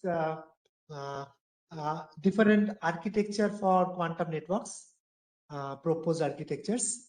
There is this book by Roy Vandermeter, okay, that talks about 2 or 3 different architectures. But he has his own bias because he proposed one particular architecture. But that book covers an architecture of quantum networks. You can take a look at it. Though, to be honest, though from a networking area, I used to work on higher layer networks, MAC and network layer. When it comes to quantum communication, I have only worked on, like, actively worked only on written papers only on physical layer. So I am not that good an expert on the higher layers. I have done some work which is in the intersection of Mac and classical, which involves some queues and all. But the full stack, I have not done. But there are this Roy Vandermeter. He has this very nice book which gives a very good overview of quantum networks. So there's no So there is standardization networks in the quantum field as such. no. There is no practical quantum networks, fully quantum networks. Even in the Because there physical are layer, certain there's no standardization like you have in the no, there is no conventional there is no communication. standard. Okay. There is no standard. There is no standard. People are still experimenting. People have implemented certain things like QKD, but I don't know of any quantum networks which do end-to-end quantum state transmission, or or even end-to-end proper multi-hop classical information transmission through a quantum network. I don't know of any such network. People have been trying. One person to look for would be Saikat Guha from University of Maryland. He had some bunch of projects towards this side. In US, they have been trying, but these are all experimental prototypes. Even if they exist in practice, they must be for a very particular application or defense application, something. No civilian standards exist which people will build on. And particularly the full stack is still even not decided what would be the best full stack. So it will, yeah, I think it will require discussions and standardization efforts. I don't think we're even there in terms of transmitting a quantum state end to end to talk about standards, because the problem with end-to-end quantum state transmission is that we'll need a quantum encoder and a quantum decoder, like with enough reliability. And as all of us know, an encoder and decoder in classical is just like a computer, right? It's a specific computation, but it has tremendous computational power it requires. So if you do not have a quantum computer, unless we are close to a nice quantum computer, it would be hard to have a fully quantum encoder and decoder. It may not be possible. So that's why maybe people are not discuss. It's not at a standard level yet. It's all about, can you make something? Can you make some special case work? Can you make some particular defense application work? So the things are at that level, not at a full general level. Thanks a lot. Thanks a lot for the detailed answer and the session. So participants, you can unmute yourself if you have any questions. I don't see any in the chat box. If you have anything, you can unmute yourself.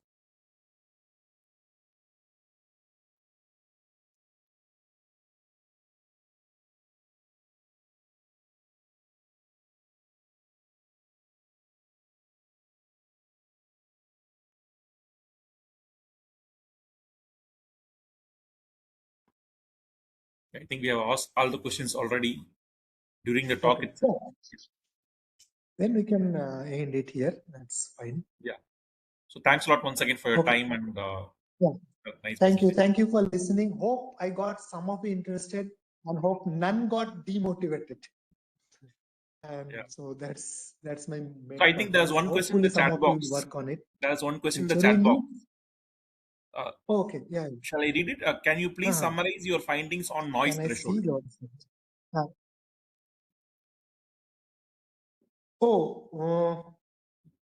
Okay. So what we found is, as I said, let me go back to the result. So the noise threshold is obtained. So this is my lower bound, and noise threshold is obtained by evaluating this quantity. Whenever it becomes 0 for a particular noise, beyond that I cannot do anything beyond that noise threshold. So the way of getting the noise threshold is solving this problem, and this is a computational problem because that's okay. Maybe I should have mentioned it. I was that getting a see, for example, getting a closed form expression for mutual information for Gaussian channel, BSC, you get a very nice closed form expression.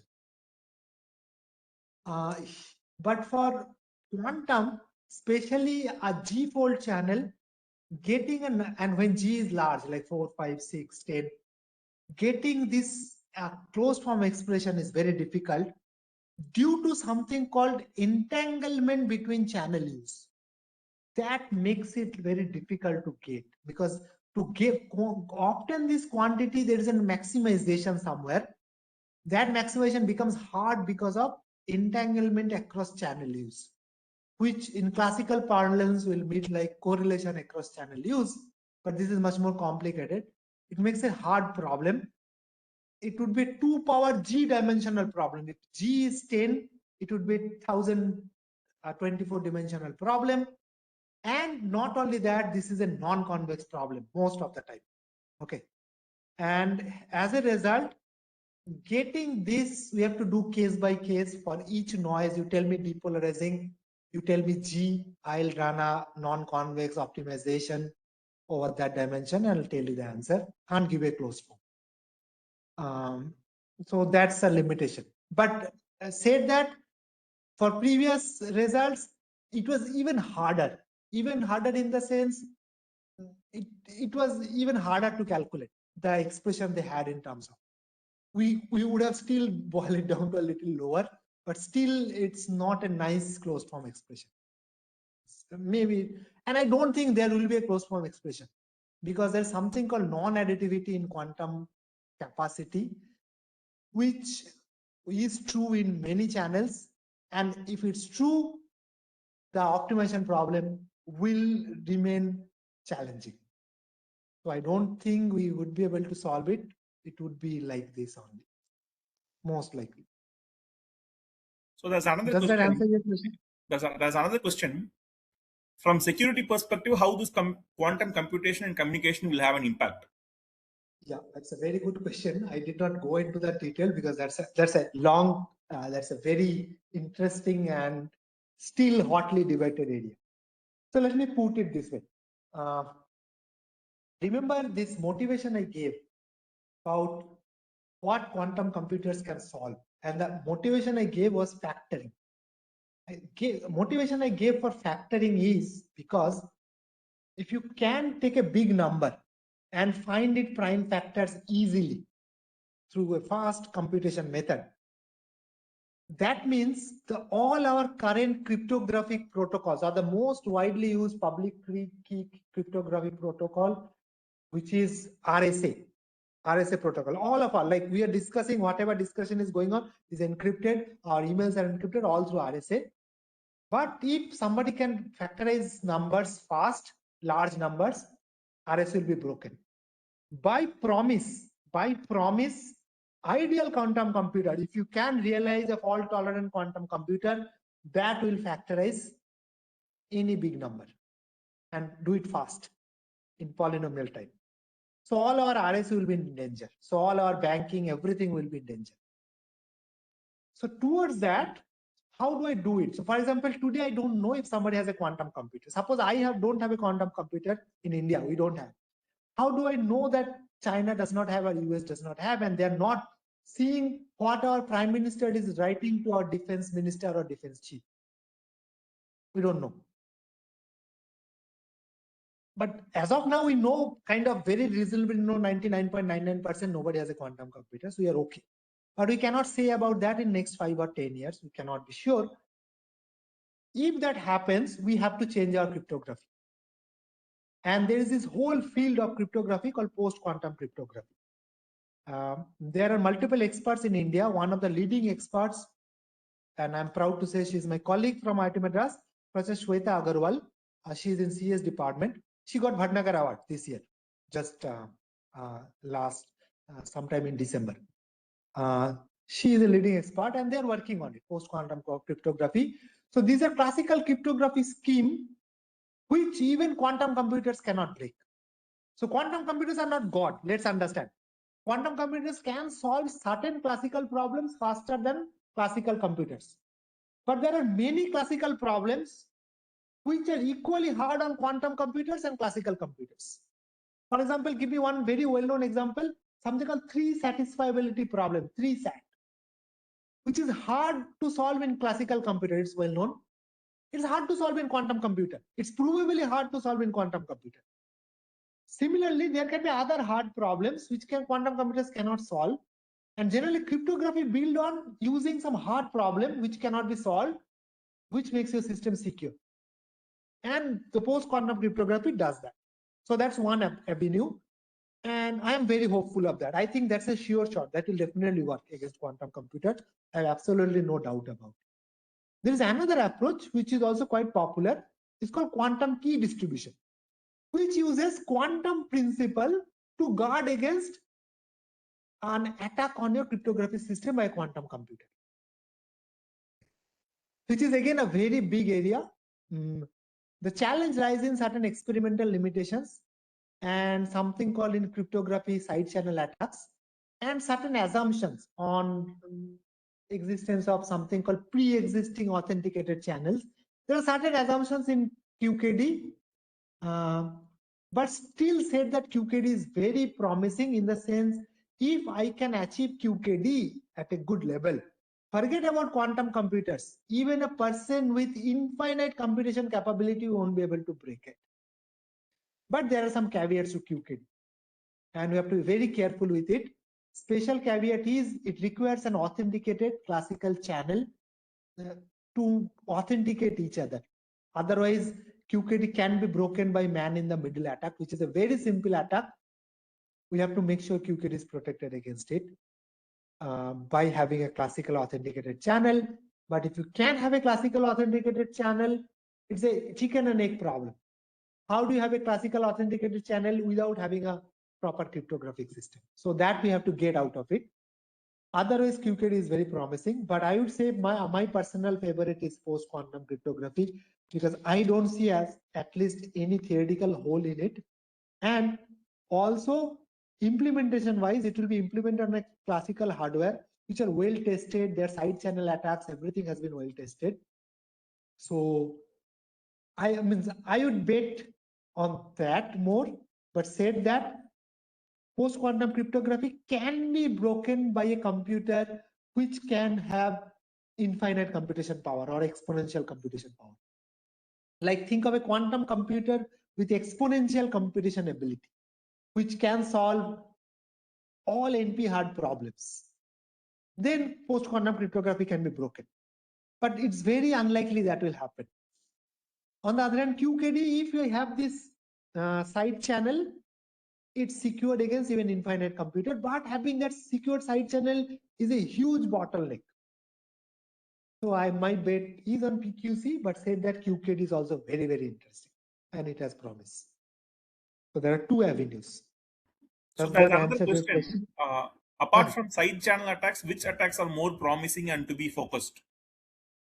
Okay, again, I am not a cryptography guy. I do not know much of attacks to QKD. There are few attacks. So for example, there is something called the very well-known attack is the photon number splitting attack in QKD. So because all of these QKD schemes are based on photonic implementation. So what they do, the quantum states are polarization of a photon. So single photon polarization is the qubit they try to send. Now, what you ideally want to send is one photon at a time. But if you happen to send two photons with the same polarization state, then what will happen? The adversary will take one of the photons and study what it is, and the receiver will also have the same thing. So that way the adversary will know what the receiver is having. Okay, so if there are more than two photons are being transmitted, and it's very hard, means I think now people have it, but it's costly to generate a photon transmitter which will guaranteedly transmit single photon all the time. So this photon number splitting attack is an interesting attack. Then there is another attack which I know of, which is also interesting, is that depending on what polarization you are sending, the transmitter will take different time to transmit it, and the receiver will also take different time to receive it. And there is something called dead time of a receiver, and which means when it's receiving it, it won't be active, it would be just dead. Now, if you can notice that by some adversarial meaning method, that how long the receiver is dead, it will kind of give you a side information about what polarization was sent. So it's not a deterministic information. It's like if I say a vertical polarization, the date time distribution is something, versus if I say a vertical horizontal versus some other polarization, the date time distribution is different. And information theoretically that leaks a lot of information. So that there are these kind of attacks are there. Then there are other attacks also, but to be honest, I don't work on QKD in there. And there are different QKD systems also. There are discrete QKD system which has this photon number splitting attack. Then there is this continuous variable QKD system which does not have this photon number splitting attack, which has different kind of attacks. Okay, so it's a broad area, but all of them suffer from this classical, you need a classical authentication channel so that man in the middle attack does not happen. That and these attacks also have to be figured out. But I think people will figure out how to address those attacks. But it would be a little harder to figure out how to get rid of this classical authenticated channel to authenticate each other. So that may be a more fundamentally challenging problem. These other things, I'm sure with time people will figure out. So that's my view. Again, that's my view. And some of colleagues I know whose view is this. But again, this is this is all kind of a prediction. So we don't know where will it go in 5 years. Yeah, so we don't have any more questions in the chat box. I think we can end the session here. Okay, good. Okay. Thank you. Thanks a lot for your time and your patient answering. Yeah, thank you. Thank you. Yeah, thanks. Yeah. Thank you. Okay. See you. Bye. Bye.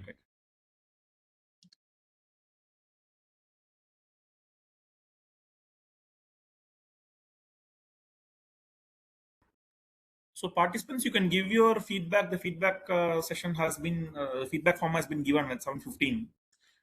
The next session will be at 8 p.m. by Dr. Jashwanti. I think she will talk about quantum cues. About QKD, I'm not sure if any speaker is going to speak. Tomorrow we have a session by Dr. Shweta Agarwal. He was telling, right, about post-quantum cryptography. She will be talking. And attendance link I will share at the end of the second session today. And in yesterday's attendance, I think people have added some new rows and all those things. So there's a lot of confusion in yesterday's attendance. So in today's attendance, we just have two columns, Jan 21 for yesterday and Jan 22 for today. For both sessions together, you just put. And just put P, that is enough. You need not type the whole thing present. Just type P, that is enough. But don't add any rows in the Excel sheet, okay? At the end of the second session, I will share the Excel sheet link. Thank you. We'll meet again at 8 p.m.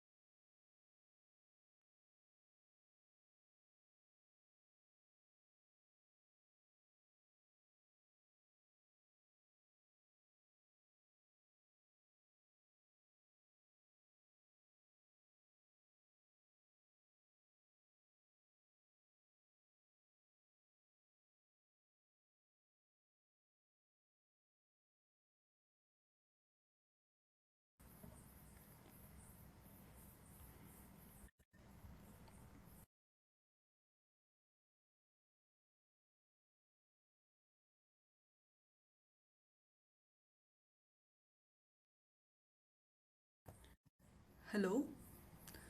Hello everyone for the second season of FDP. Am I audible? Yes, ma'am. Hello ma'am. Audible, ma'am. Okay. Am I audible? Yeah ma'am, you are audible. Ma'am, I'm Hi. making you presenter. Sure.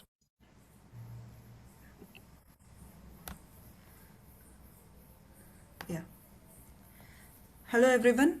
For our second session, we have Dr. Jashwanti, who has completed her PhD from IIT Madras in 2025. She did her BTech from IIT Kanjipuram. She is recipient of PMRF scholarship. She has contributed to multiple journal papers and has presented at top conference venues.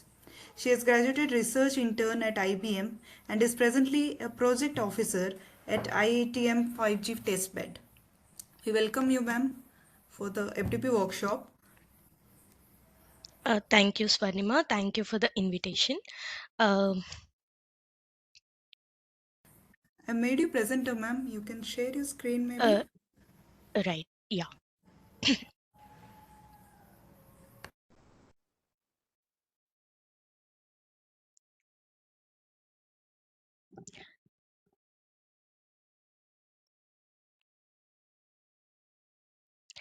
Just before beginning the talk, may I know a bit about the audience? Hello.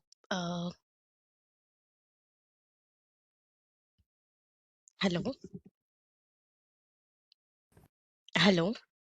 Yeah, How many students are there here and how many faculty members are there here? it's a mix of both actually. It's FDP, so Students students, and faculty. yeah, faculties mixed. All right. Yeah. Thank you. Okay. So let me begin my talk. Uh, I hope my screen is visible and everything is clear. Yeah, your screen is visible. Right. So hi, good evening everyone, and I'm Jashwanti Mandalpu, and yeah, I have graduated recently from IIT Madras with a PhD degree, and in this talk I'll be talking about like my research work.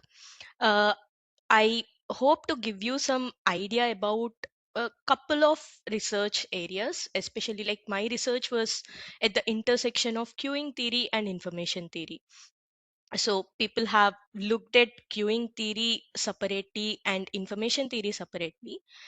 My research focused on understanding how these two areas work together, like where can we apply information theory in the queuing theory problems or the vice versa. So that is where my title comes in, queuing meets channel.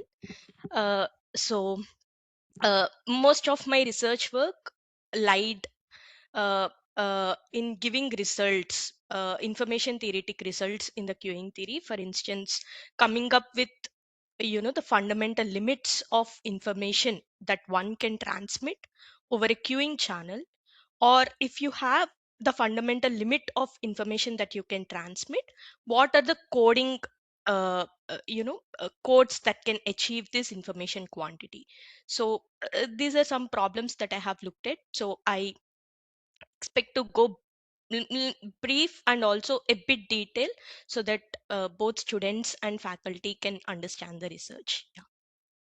So moving to the talk, uh, before providing the actual problem, so let me give you a very overview idea about like how exactly queuing systems work. Right. So in a queuing system, we have arrivals. So the arrivals can be anything, like we see queues everywhere, right? So if you want to book a ticket in a railway station, you tend to see a queue. So it's as simple as that. So a queue is a model where we have a line which is a queue, and there is a server which serves these customers or like uh, jobs, and there are jobs entering into the queue, and once a job is served, it gets departed from the system. So it is as simple as this. Now the question, where does the problem come in? So we observe these queues everywhere. Suppose if we take the real world examples like ticket booking line or something, when there is a long queue, what happens is customers tend to feel like they are not satisfied with the service, and they think, okay, the queue is very long, let me go and come back again. So because of which, the customers are turned back. In communications perspective, like if we are planning to transmit some information from one source to another destination, even in communications, like we tend to observe queues everywhere. So these jobs or information packets, they go in a line and they wait in a queue for a server to process them. And as they wait, if they wait for longer time, you know uh, larger waiting times in the queue leads to dissatisfactory service, due to which we may tend to observe loss of jobs or information packets, right? So one example, suppose there is a base station that is transmitting information packets from one user to another user, or suppose you are downloading a video from YouTube or somewhere, and there are a lot of users, user packets in the same queue. So as the user packets get accumulated, the base station, in order to serve all the users, it will either drop packets or send a low quality version of the packets. That is where we tend to see buffering or delayed video streaming, right? So this is the major problem. So queuing is the major problem in communication systems, or like there are also other applications, but people haven't dealt with it from information theory perspective. This is where we come in, and we name this model as a queue channel. And for simplicity, we took it as an erasure queue channel, as in if there is long waiting time, the packet is dropped. There is no noisy version of the packet that was sent. If there is a long waiting time, the packet is dropped. So this is called as an erasure queue channel, and most of my talk would be concentrated on this queue channel framework. And if you have any questions, feel free to stop me and ask me at any moment, right? So yeah, some applications. Where do we see this erasure queue channel? Uh, there is lot of hype for quantum communications, right? So recently, everyone is talking about quantum communications and quantum bits. So one immediate application of this queue channel is, unlike classical bits, quantum bits cannot be transmitted for long distances, because there is some inherent phenomenon called as decoherence. As in, if the quantum bit is processed for a long time, then the information carried by the quantum bit is lost. This is the fundamental problem, that people have been dealing with quantum bits. So we can immediately apply our queue channel framework over this quantum applications, because every bit is associated with some amount of coherence time. And if the processing time of the bit in the system is larger than the coherence time, we tend to observe an information erasure. So this particular problem can be immediately modeled using the queue channel framework. Likewise, if we consider communication systems, I have given you one example earlier. Suppose if you're planning to download video packets on your phone for a YouTube video, if there is lot of buffering, the base station would either drop the packets or send the low quality version of the packet. So that's one example. Or if you consider ultra reliable low latency communication, so this is one of the fundamental concept in 5G communications, where every packet is associated with certain amount of latency requirement with it. When I say latency, you want to transmit this packet from the base station to the user within this amount of time. For example, for the second packet, the latency is 2 milliseconds. So the goal of the base station is to transmit this packet from base station to user within 2 milliseconds. If your processing time of the packet in the system is larger than this 2 milliseconds, then this packet would of be no use to the user. Okay, so this is what is called URLLC. Every packet is associated with certain amount of delay or latency requirement, and if the processing time of the packet is larger than the latency requirement, that packet becomes useless to the user, and hence we can assume it is a packet erasure. So we can see this problem can also modeled using the queue channel framework that I have just presented. And there are also other applications like multimedia streaming where like uh, again, like where you want to download a uh, large video packet or something, or even crowdsourcing applications like Amazon services, or any other uh, uh, e-commerce services. Okay, so all these problems can be modeled using Q channel framework, and these are some of the applications. And what I'm going to concentrate is on the uh, how do we deal with this Q channel. uh, if there is this kind of noise, can we give some fundamental limits, as there is some noise associated with it. When there is a noise, there is an underlying channel. When there is an underlying channel, we can definitely come up with the fundamental limits of transmission. What is the best information that we can transmit, or the best rate at which we can transmit the information, so that at the receiver receives the information properly without any noise. So this is called as the fundamental information rate, or is well known as the Shannon capacity. So we try to understand what is the Shannon capacity of this particular system, and how do we achieve the Shannon capacity of this particular system. So that is where the rest, right. Hello बस झाला बेटा नाही बस आता मम्मीला काम आहे बाळा Sorry. नको नको ते टचस्क्रीन नाहीये टच करायला त्याच्या Sorry, there has been some noise. I hope I'm audible and I'm on track, right? Can someone give me feedback? Hello. ma'am. Oh, right. Thank you. Okay, so now let's take this Q channel. So let's assume each information packet is having only a single bit of information. For simplicity, let's proceed with having single bit of information. And this information is represented. Hello? Hello? Hello. I hope there is no issue from my end, right? Yes, ma'am. It's clear, ma'am. Okay. Thank you. So we assume there is only a single bit of information. And these information bits, we assume they arrive according to some stochastic process. When I say stochastic process, the inter arrival times between any two information bits, that that is distributed according to some random distribution. You can fix it to be some random distribution. Since that distribution is random, like we assume the process to be stochastic, right? So we assume the information bits arrive according to some stochastic process at a rate lambda bits per second. So we have lambda packets, each packet having single bit of information, and they are arriving at a rate of lambda bits per second. And there is a server that serves these information bits according to some random service times.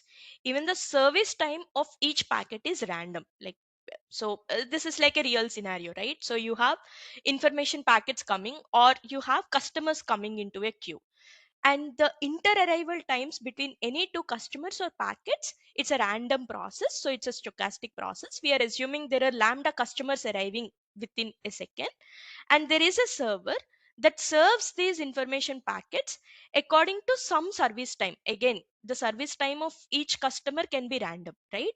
And that is, we assume, that is distributed according to some random distribution having CDF of fs, and with a mean of mu. So this is what we assume in the system. Okay, so the arrival process and the service times associated with every arrival process, and there is a departure process based on the service time. Say customer 1 arrived at time instant 1, and he departed from the system at time instant 10. Then the total waiting time or the processing time of the system is called as the sojourn time, which includes the queuing time and also the service time. Okay, so that time is given by the departure time minus the arrival time. Okay, so this is the mathematical model. Now what we consider to model the channel noise is that the probability of erasure of any particular bit j is modeled as an explicit function of its sojourn time wj. As in, so we assume the probability of erasure of jth bit is modeled by a function p of wj, where this p is a non-decreasing function in the sojourn time wj. As in, if the customer waits for a long time, then he or should have more probability of erasure. If he waits for less time, then he or she would have less probability of erasure. Note that we are thinking in terms of the information packets and bits here, not customers. Okay. So again, to put it short, any information bit in the system is erased. This is again a simple erasure model, but notice that the erasure probability, so any information is erased with probability p of w or is unerased with probability 1 minus p of w. This is a standard erasure model like one would study in our information theory classes. But the point to be noted is now the erasure probability is a time dependent probability, not a static probability anymore, which is what we regularly see. We see in any erasure model, 0 is erased with probability PE, some constant probability, or is unerased with probability 1 minus PE. Now, instead of the constant probability of erasure, we have a dynamic variation of the probability, where for every bit, the probability of erasure varies, and that depends on the sojourn time of the information bit in the system. So this is the model, right? So the received information bit yi is p of w times some erasure occurred with probability p of w, or is unerased with probability 1 minus p of w. So this is what it is.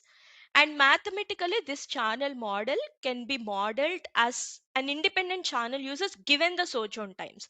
But if the sojourn times are not known, then this channel is not independent anymore, because information packets are going in a queue, and every packet is associated with some amount of waiting time or sojourn time. So since they are in a queue, the waiting time of one packet would also increase the waiting time of the later packets. So the waiting times are dependent, and henceforth the erasure probabilities are also dependent. So this is not an independent process anymore. So, but given the waiting times, the process can be seen as an independent model. Okay, so this is the mathematical model of the queue channel. Now, where are the challenges coming from? So, as I told, this is like a simple erasure model with just the dynamic probabilities instead of the static probability. Now, what are the challenges, right? So, the main challenges are, so suppose if we start the queue in an empty state, then this channel is non-stationary. Okay, so let me give you one example by what I mean by the non-stationary. Okay, suppose you transmit some number of information bits at this point in time. So say 10 information bits. So these 10 information bits see some amount of noise, like each information bit has different probability of erasure, and they tend to see some noise statistics at this instant in time. If you send the same 10 information bits tomorrow at a later point in time, because of the underlying queuing dynamics, so everything is in queue, right? So because of the underlying queuing dynamics, they may not see the same noise statistics in the later point in time. That is where the non-stationarity property is coming from. The process is not stationary anymore, it's a non-stationary process. Usually non-stationary processes are little harder to deal with rather than stationary processes. But I'll tell you like how we can go from the non-stationarity to stationarity. Like there are some approximation methods. uh, and another important thing and the challenge is, as I said, the channel is not an independent channel. As in, uh, what I mean by independent channel. So if you transmit one information packet now and another information packet at a later point in time, if they both see independent channel users, then that is called as an independent channel. So the channel statistics of the one bit is not dependent on the statistics of the other bit. So that is called as an independent channel. But as I said, this is a queuing model. The waiting time of one packet would disturb the waiting time of the later packets.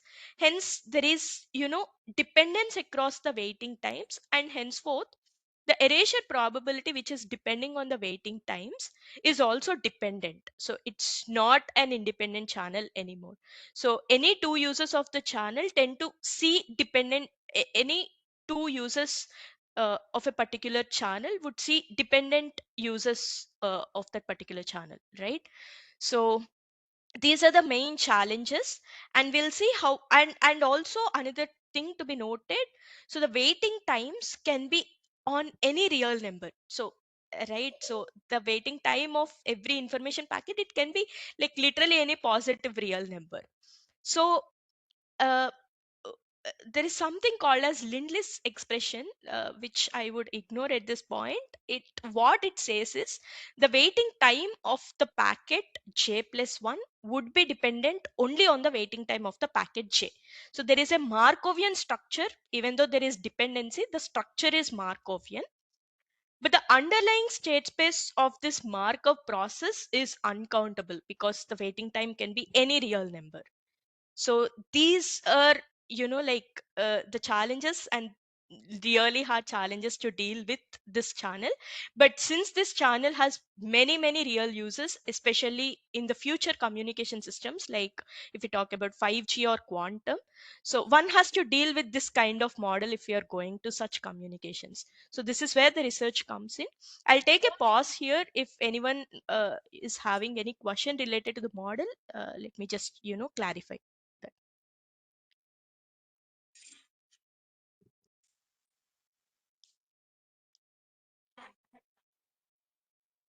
Right. So again, like there are a lot of extensions for this problem. So what we dealt with is a simple erasure model. Simple erasure model itself had these many challenges. If you're interested, one could think of extending the work to different noise models, but in this talk I'm going to deal with only the erasure noise. Okay. So, so I would like to divide the results of this talk in two parts. In the first part, I'll talk about, say, suppose if we know the capacity of this erasure channel, how do we achieve the capacity of that particular erasure channel?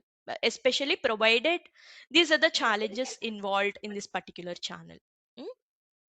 So what we see is that we take any linear capacity approaching code for an IID erasure channel, and we show, when I say IID, it's uh,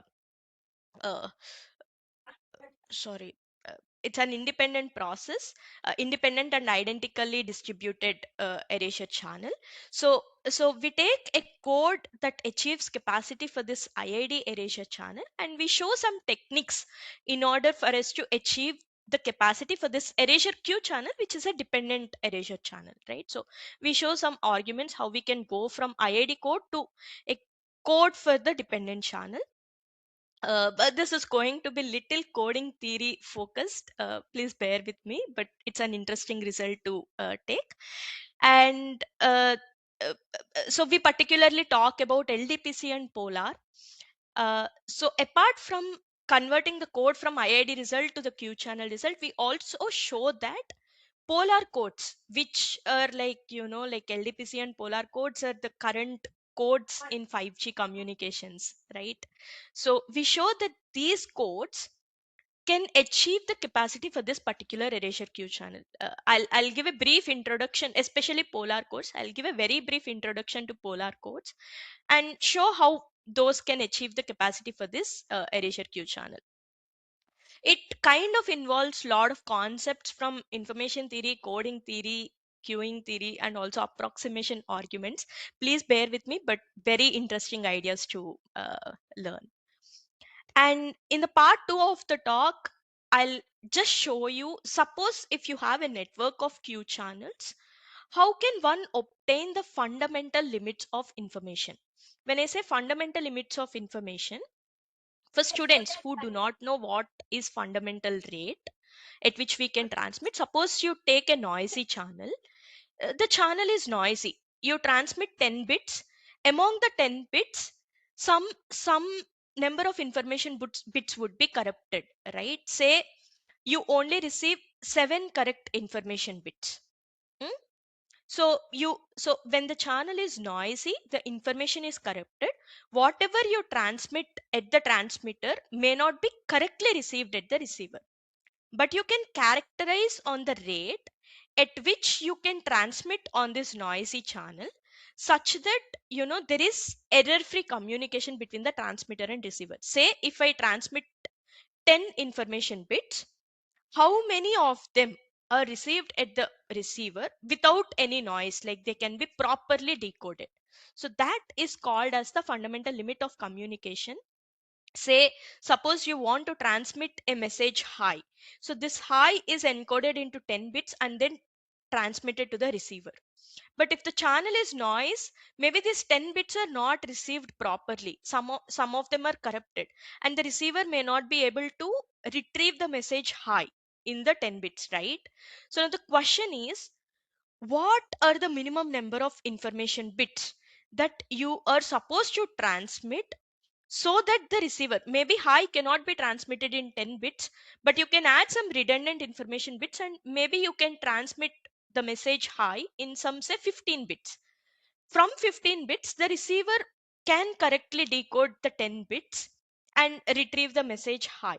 So what is that exact redundancy that you need to add for a particular? So this redundancy depends on every noise channel, right? So if the noise is high, then you may have to add more redundancy. If the noise is less, then you may have to add less redundancy. So what exactly is the minimum number of channel uses that you may have to use, so that the receiver can perfectly decode the information that was transmitted by the transmitter?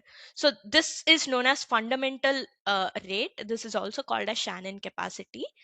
uh, uh, Even if you characterize the rate, you have to come up with an idea about how do you actually transmit that. Say, like I can transmit high message in 15 bits, but 15, the channel corrupts 5 bits among the 15 bits, so 10 bits are noise free bits. How do you encode your message within these 10 bits such that the decoder receives the noise free message? So this is a very fundamental question in coding theory.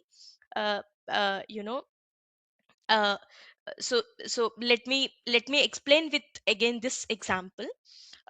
Suppose the erasure, so if the erasure probability is zero point 0.5, which is a static probability, we know that the capacity of the erasure channel is 1 minus 0.5, which is 0.5. When I say 0.5, it is 0.5 channel uses, uh, uh, po- uh, yeah, 0.5 channel uses. So bits per, so 0.5 bits per channel use, that is 1 by 2. So you can transmit one bit in two channel uses perfectly. The second channel use is the redundancy channel that you are putting to transmit one bit correctly. So when I say one bit I can transmit in two channel uses correctly, how do you have a zero free erasure probability? Suppose if I repeat the information, then uh, the erasure probability that I would get is 1 minus 0.5 times 0.5. Sorry, 0.5 times 0.5, which is 0.25. That there is still an erasure probability. So what exactly is the coding scheme that you use to transmit your information to the receiver such that this erasure probability goes to zero? So this is the fundamental question in coding theory, and people have come up with lots of codes such as polar codes, LDPC codes to answer this question. And I will show you how we can use those codes in this particular Q channel model. And also we see about how we can evaluate the fundamental limits in a network of Q channels. Okay, so these are the two parts. One part, like we see the codes for Q channel, and in the later part we see the fundamental rate at which we can transmit information within a network of Q channels. Okay, so these are the two parts. So I'll move with part one. I hope the agenda is clear. uh, Let me take a pause. If you have any questions, so I'm here to answer.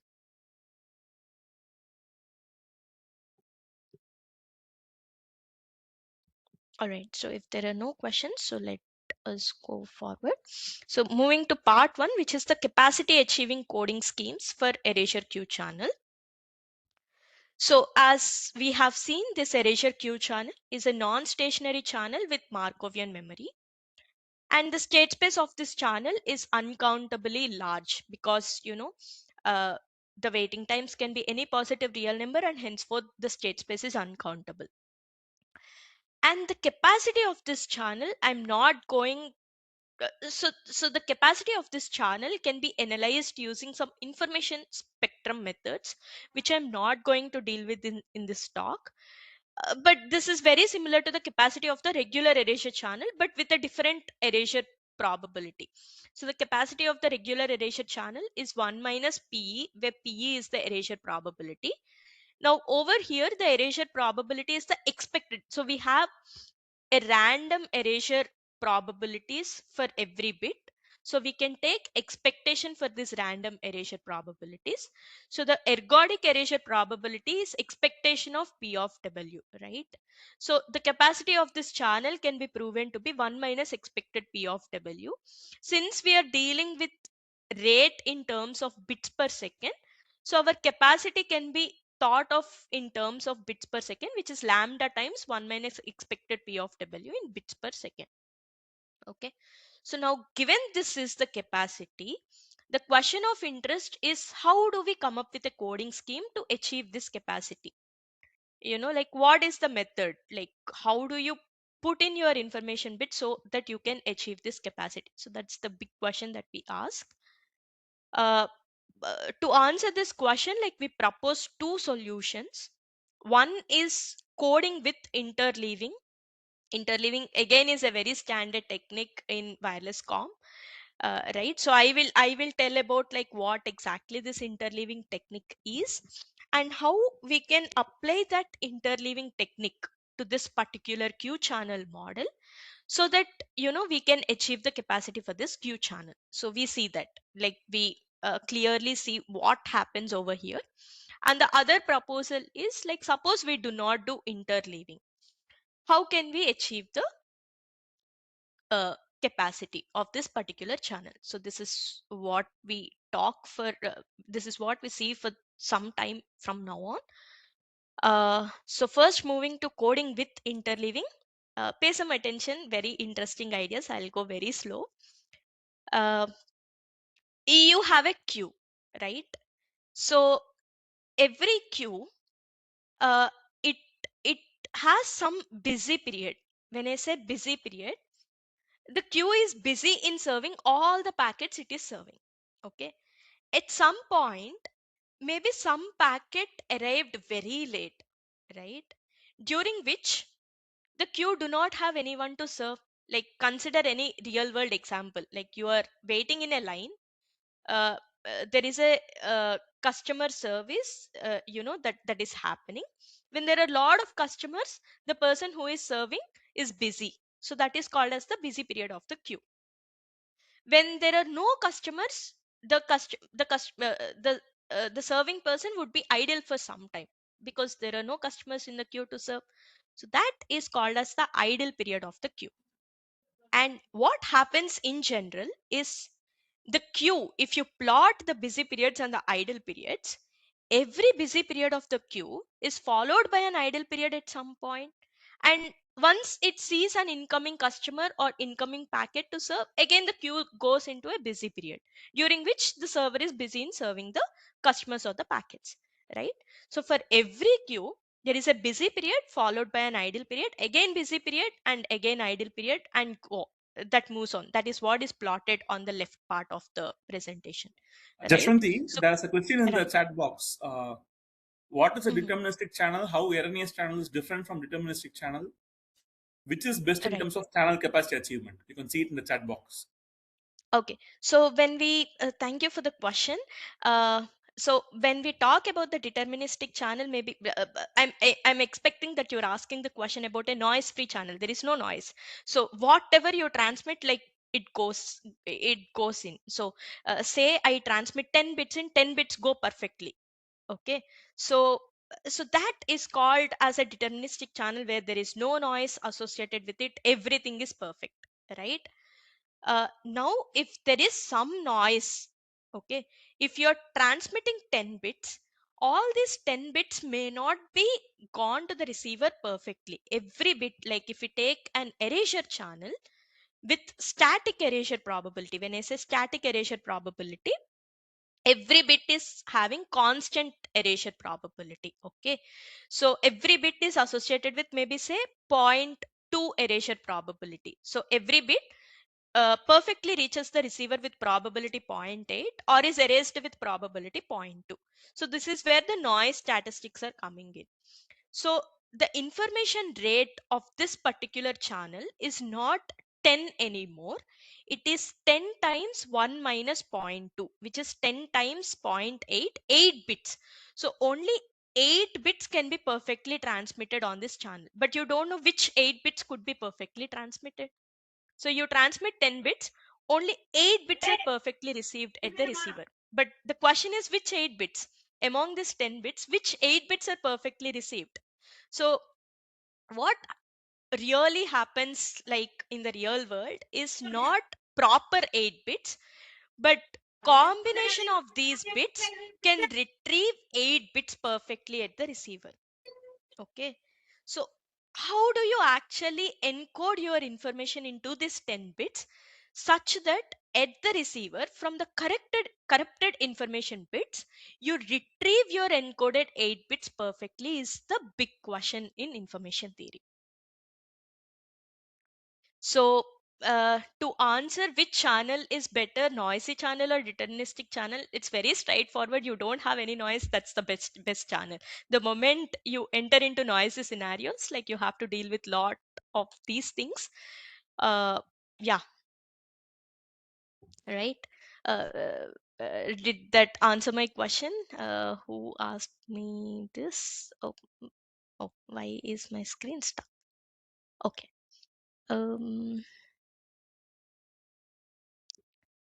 Okay, Vijay, mm, did I answer your question? Thank you.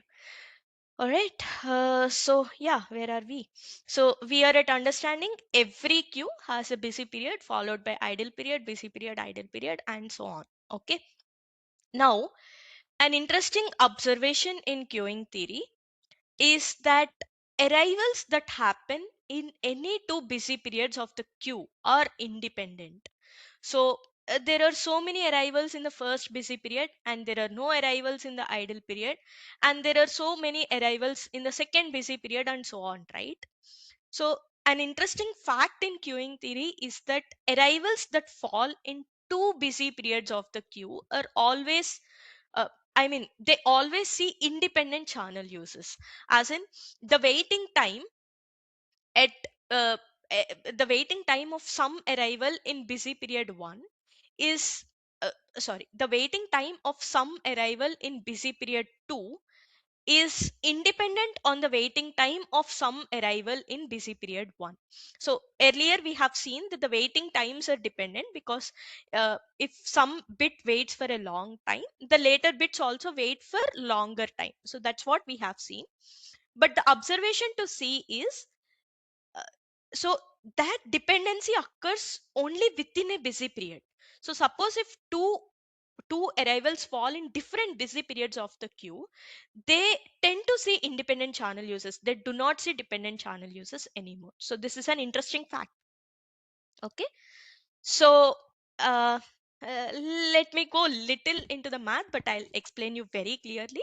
So what we are doing here is, suppose if there is some distribution for the inter-arrival times and there is some distribution for the service times, and if the inter-arrival time minus service time, if this distribution is sub-exponential distribution, then we can characterize the number of arrivals that can fall in a busy period.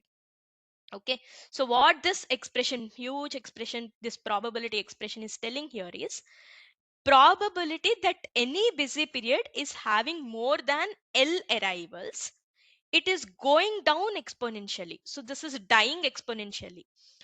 What this tells us is, so we have seen this, right? So we are not guaranteed if we can see an idle period of the queue at any point in time. But what this expression guarantees is since this probability of number of arrivals being larger than L in a specific busy period is going down exponentially in L, with high probability we can say that every busy period is followed by an idle period, busy period, idle period, and so on. Especially when the distribution of the arrival times minus the service times is sub-exponential. We can also characterize this kind of result for other distributions, but like we focused on sub-exponential. Like we also gave some results on sub-Gaussian distributions, but in this talk I'm going to only talk about sub-exponential. Okay. A little math, but the whole idea is like what we are showing is, so for this kind of queuing statistics where the difference between arrival times and the service times follow a sub-exponential distribution, then we are guaranteed to see busy period, idle period, busy period, idle period, and arrivals falling in any two busy periods are independent. So this is very important for us, especially in the interleaving technique. Let me tell you why. Okay, so now what I can do is, so I take a capacity achieving code of an IID erasure channel, independent and identically distributed erasure channels. So the noise is, suppose if you have only a static erasure probability, like constant erasure probability, not dynamic like this. Okay, so there are codes for this. This is a well studied problem since 1948, ever since the Shannon paper came. But like a very good code that was proposed is polar codes in 2011. But this has been well studied. Like lots of codes came in, like Reed Muller codes, Reed Solomon codes. If you have an IID erasure channel, people know how to achieve the capacity. Like I said, uh, in the earlier example, suppose there are 10 bits and the erasure probability of each bit is 0.2. Then at the receiver, only 8 bits, we can, over this channel we can only transmit 8 bits perfectly. So we have to encode 8 bits into 10 bits, transmit and retrieve the 8 bits properly. So only if we transmit less than 8 bits, we tend to see uh, noise free communication over this channel. So how can you do this encoding? Like how do you put uh, 8 bits or less than 8 bits into 10 bits so that you tend to get noise free 8 bits at the receiver?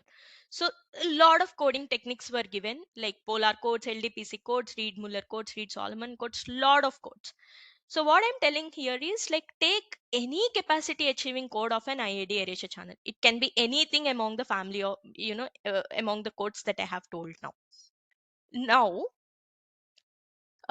in order to make that code achieve the capacity for the erasure queue channel, what we do is, so we take our 8 bits in each row. Okay, so K is 8 now. Okay, so we take K bits and then we encode them into 10 bits. Every row is now 8 bits converted to 10 bits.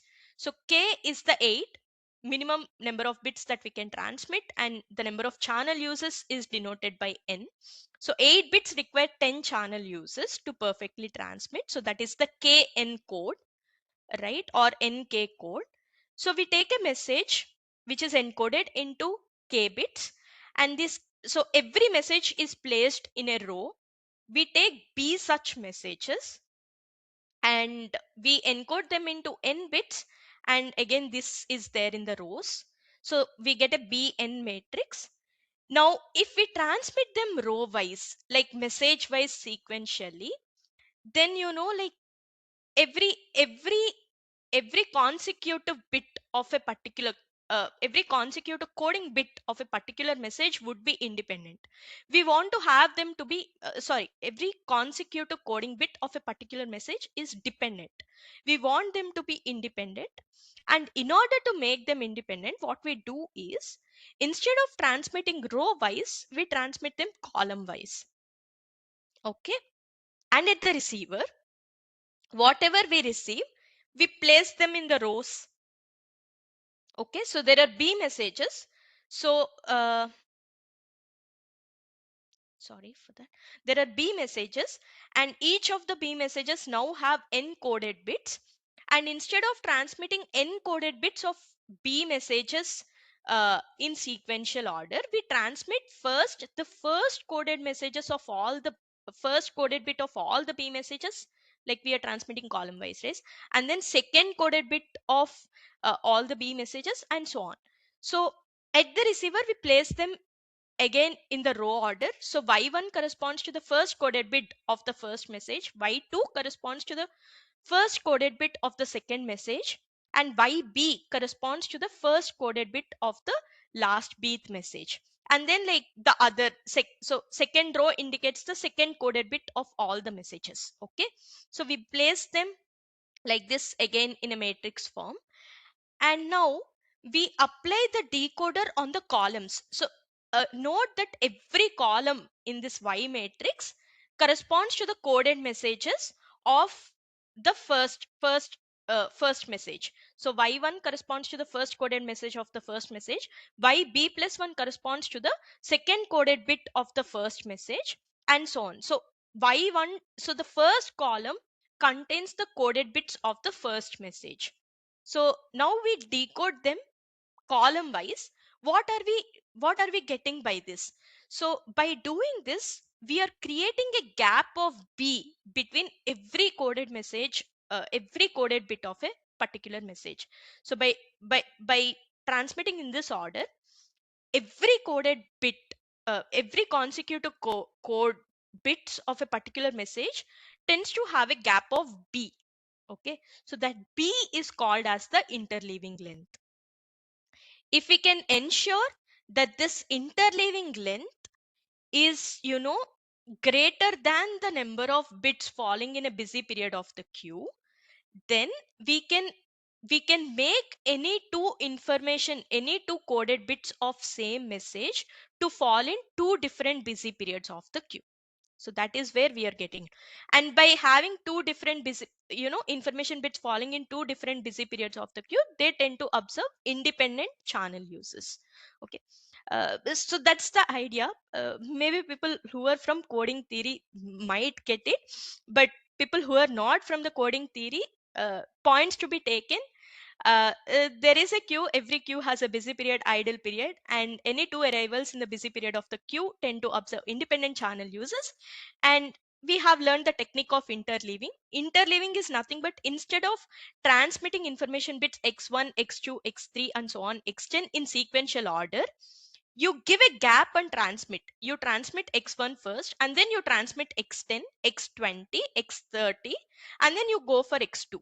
So you're creating a gap of 10. So that is your interleaving. So you are leaving some bits, transmitting the later bits, and then coming back and transmitting the current bits. So that's the idea of interleaving. So this is something that you can take away from this, the idea of interleaving. It's very standard, and it's an interesting idea.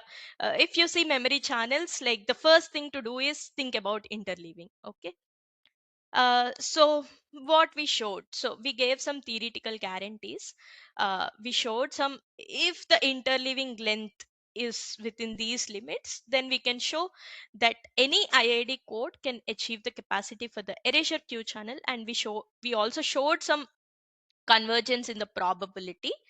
uh, right, so if we give any code, like we have to show that the error probability converges to 0 as the block length n increases to infinity. So that is what we show. Simulations, interesting simulations for students. We plot, so whatever the technique I just showed you, like we plotted it for LDPC. LDPC implies low density parity check codes, very interesting codes to study. Anyone who do information theory or coding theory class would study them, like in your classes, right? So we have plotted our results in these plots for the LDPC and also for the polar codes. What does this plot say? So on the x-axis we have block length, but like we took it as logarithmic n. So n is in the powers of 2, and on the y-axis we have the block error probability. And for different rates and different capacities, we have seen if our coding scheme is close to the capacity. Like I said before, you are encoding 8 bits into 10 bits and you're transmitting. Are you able to retrieve the 8 bits properly? Like if you transmit less than 8 bits, sorry, are you able to retrieve them with low error probability? That's the question, and that is what the plot is telling. So we plotted this for different block lengths. The experiment was conducted for various block lengths and various arrival rates. And for various block lengths and various arrival rates, we have seen that, like especially when the block lengths are larger, like, something in the powers of 12, 2 power 12, it's huge. So for that block length, we can see for an arrival rate of zero 0.8, our coding scheme achieved an block error probability of 10 power minus 5. That is like really good. Like 1 in 10 power 5 bits is only at error, so that's like very little error probability, right? So that is what we have showed for LDPC, and there is also polar codes that we performed the same experiment even for polar codes, and we have seen that with increasing block length there is a decay in error probability. This is what is expected to see in the coding theory. Like when you propose a code, you want to show that with increasing block length, like there is a decay in the error probability for different rates. So are you able to hit the capacity? And all these arrival rates are close to the capacity. So what we have shown is when the rates are closer to the capacity or when the rates are less than the capacity, then this is possible. With increasing block length, there is a decay in the error probability, right? So okay, right. But there are some disadvantages to this interleaving method. A couple of disadvantages being, like there are a lot of computational blocks required. So when you say interleaving, uh, the immediate disadvantages are you require multiple decoders to be put in instead of a single decoder, and that's lot. And especially if we are dealing with something like LDPC, where the decoder complexity is really really high, having so many decoders is not a feasible solution. And also, the problem we are talking here is a waiting time dependent model, right? So the noise is time dependent. But with interleaving method, like you're making your information bits wait by choice, and that's like adding in more noise, right? So it will have more latency, and the system performance is not very good, you know if you make them wait for even longer time, all sorts of those issues, right? Now, like the question is, like, can we show that this LDPC or polar can achieve the capacity for this erasure queue channel even without interleaving? So that's another question that we dealt with. Again, empirically, if we just if we don't put many decoders, if we put one decoder and without interleaving, if we run the simulations, gave us good guarantees that LDPC and polar would achieve the capacity. Mm, mm, but I like theory, so I'm not an empirical person. Like even if I have simulations, like I want to prove it in theory terms, and that is where we went. Can we show that polar codes achieve the capacity? So let me take a pause here because I'm going into a different topic at this point. Uh, I hope things are clear until now. If you have any questions, yeah, please ask me. Uh, Moving forward, I'll give a very brief introduction to polar codes, how exactly these polar codes work. Especially for the faculty members who are interested in doing some research on polar codes, this would be a very good tutorial. And then I will show you how you can make these polar codes work for the memory channels. So that's the agenda for next 10 minutes of the talk. And towards the end, I will show some capacity results for the network of Q channels and we'll wind up. Any questions?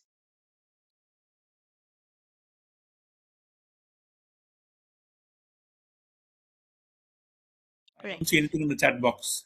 Yeah, thank you. So if there are no questions, let's move to this interesting idea of polar coding. So consider the same example that I have told you earlier, right? So you have 10 bits, each bit has an erasure probability of 0.2. So the capacity of this channel is 10 times 1 minus 0.2, which is, 8 bits. So 8 bits is the limit. So you cannot transmit more than 8 bits in 10 channel uses perfectly. That is what it is known. You have to transmit only less than 8 bits. Now, how do you encode these 8 bits in 10 channel uses so that you receive them perfectly at the receiver? If it makes your life simpler, consider an erasure channel of erasure probability 0.5. The capacity of this channel is, 0.5, as in 0.5 bits per channel use, which is 1 bit can be perfectly transmitted in 2 channel uses with no error, right? So can you think of any coding scheme, like how do you transmit 1 bit in 2 channel uses perfectly? Suppose if you repeat this 1 bit in 2 channel uses, now the error probability is 0.5 times 0.5, which is 0.25. There is still some error probability. You want to transmit 1 bit in 2 channel uses with zero error probability. Could you think of any coding scheme? So this is like a game, okay? You have to transmit 1 bit in 2 uses. Every bit is having an error probability of 0.5. So you have to transmit this 1 bit in 2 channel uses with zero error. How do you come up with? So this is a very interesting question, and ever since the Shannon's paper came, who actually told, who should be applauded, and who should be, yeah, who actually told, like you can transmit 1 bit in 2 channel uses perfectly. You don't need more than 2 channel uses.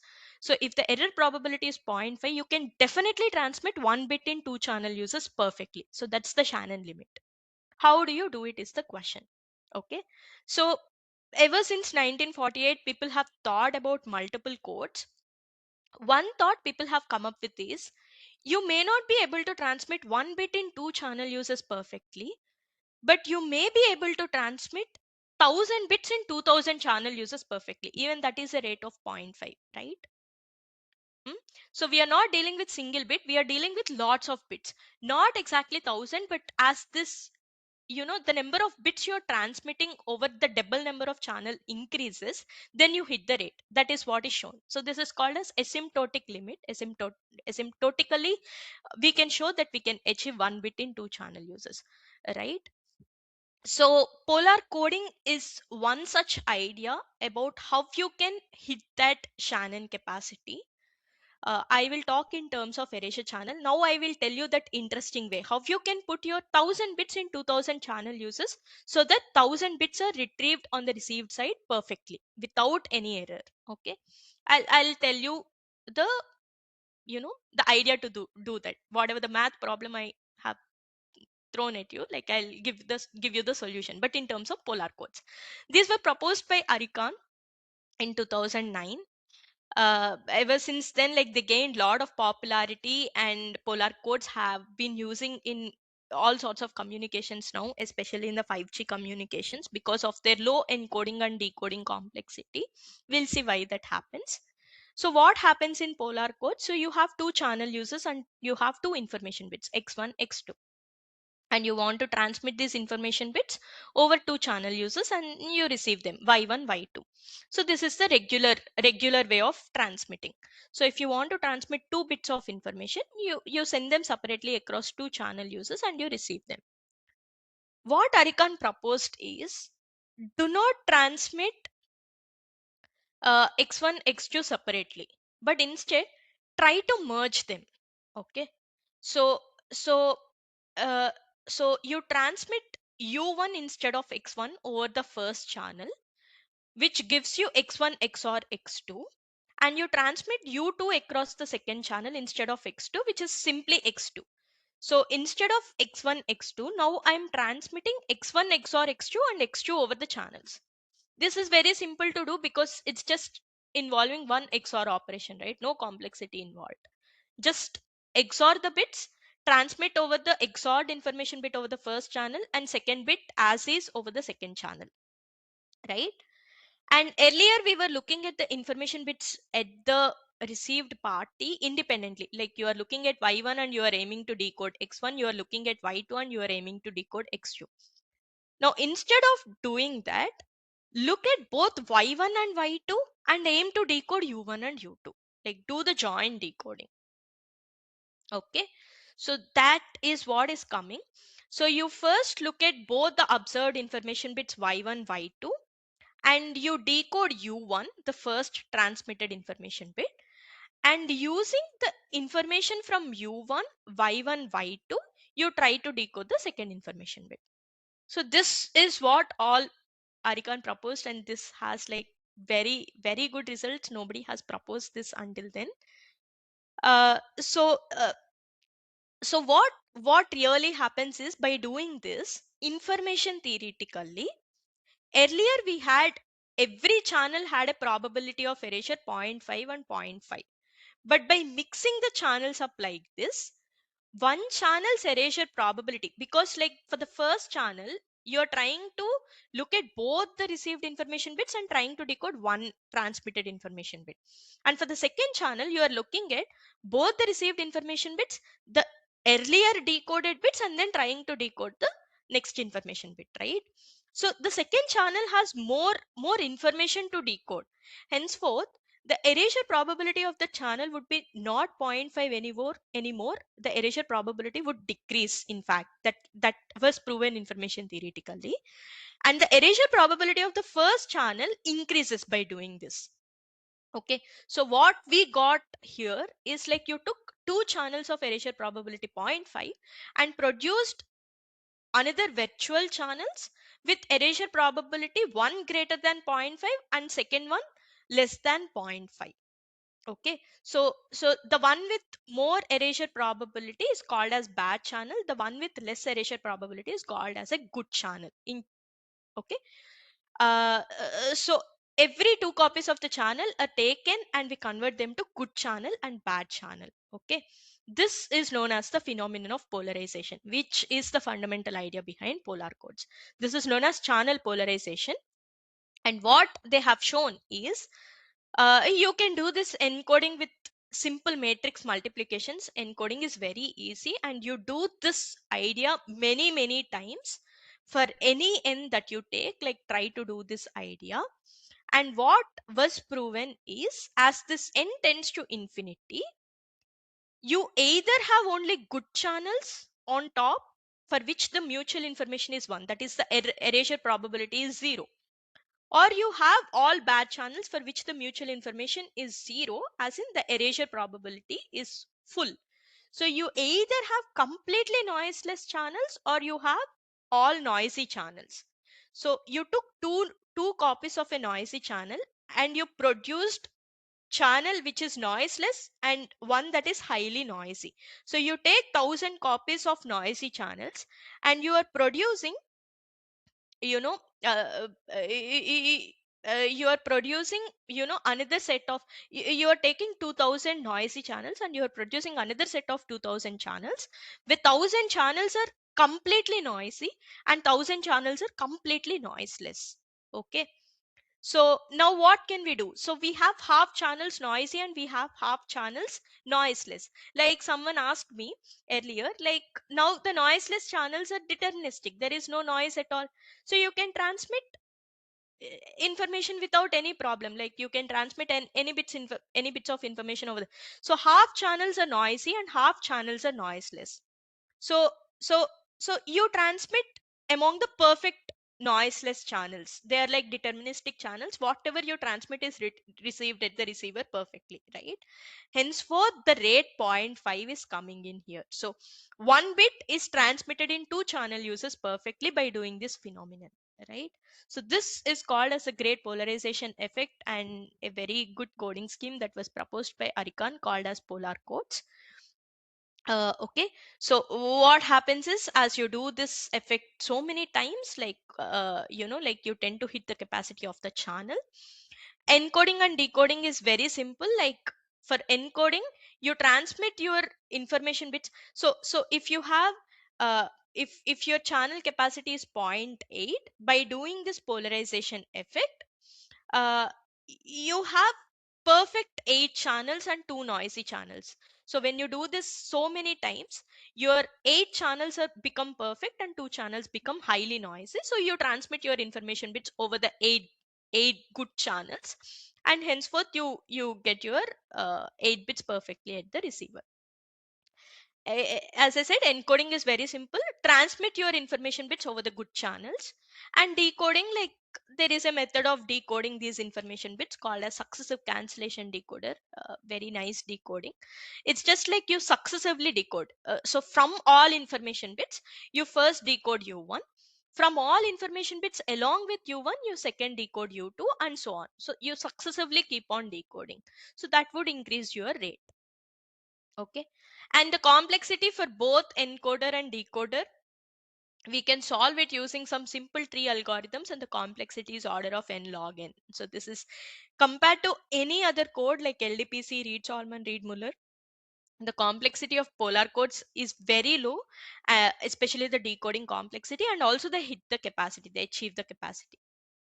Okay, so this is the idea of polar codes. Now, going back to our original question, can we make polar codes achieve the capacity for erasure queue channel, which denoted by EQC, right? So for the next couple of slides, let me go a little bit into the theory. People who are not unable to catch them, please don't get overwhelmed by this. This is some research work, so ignore it. But like what I'm showing you is the idea of like how you make them achieve the capacity, but the ideas can be used in any of the problems that you tend to see. Okay, so what is the idea of polar code? So polar codes were proven first for independent channels, they were capacity achieving. And there are also another class of channels called as mixing channels. Mixing channels as in like whatever we have seen earlier, like the process mixes. So if you take an information bit now and if you take an information bit after a long time, so those two information bits tend to observe independent channel uses. Okay, so if the processor mixing, also people have proven that like polarization effect happens, and one can show that polar codes can achieve the capacity. uh, uh, and there are also, like for the memory processors, successive cancellation trellis decoder was proposed. Okay, now the question is, we have seen that the erasure queue channel is uncountable and is having Markovian memory, and it is not stationary. So how do we show that polar codes achieve the capacity for this channel? So polar codes were proven to achieve the capacity for stationary channels and finite state memory channels, but we have non-stationarity and we have uncountable state Markovian memory. So what we can immediately think of is go from non-stationarity to stationarity, and go from uncountable state space to countable and finite state space, where like you already have the results.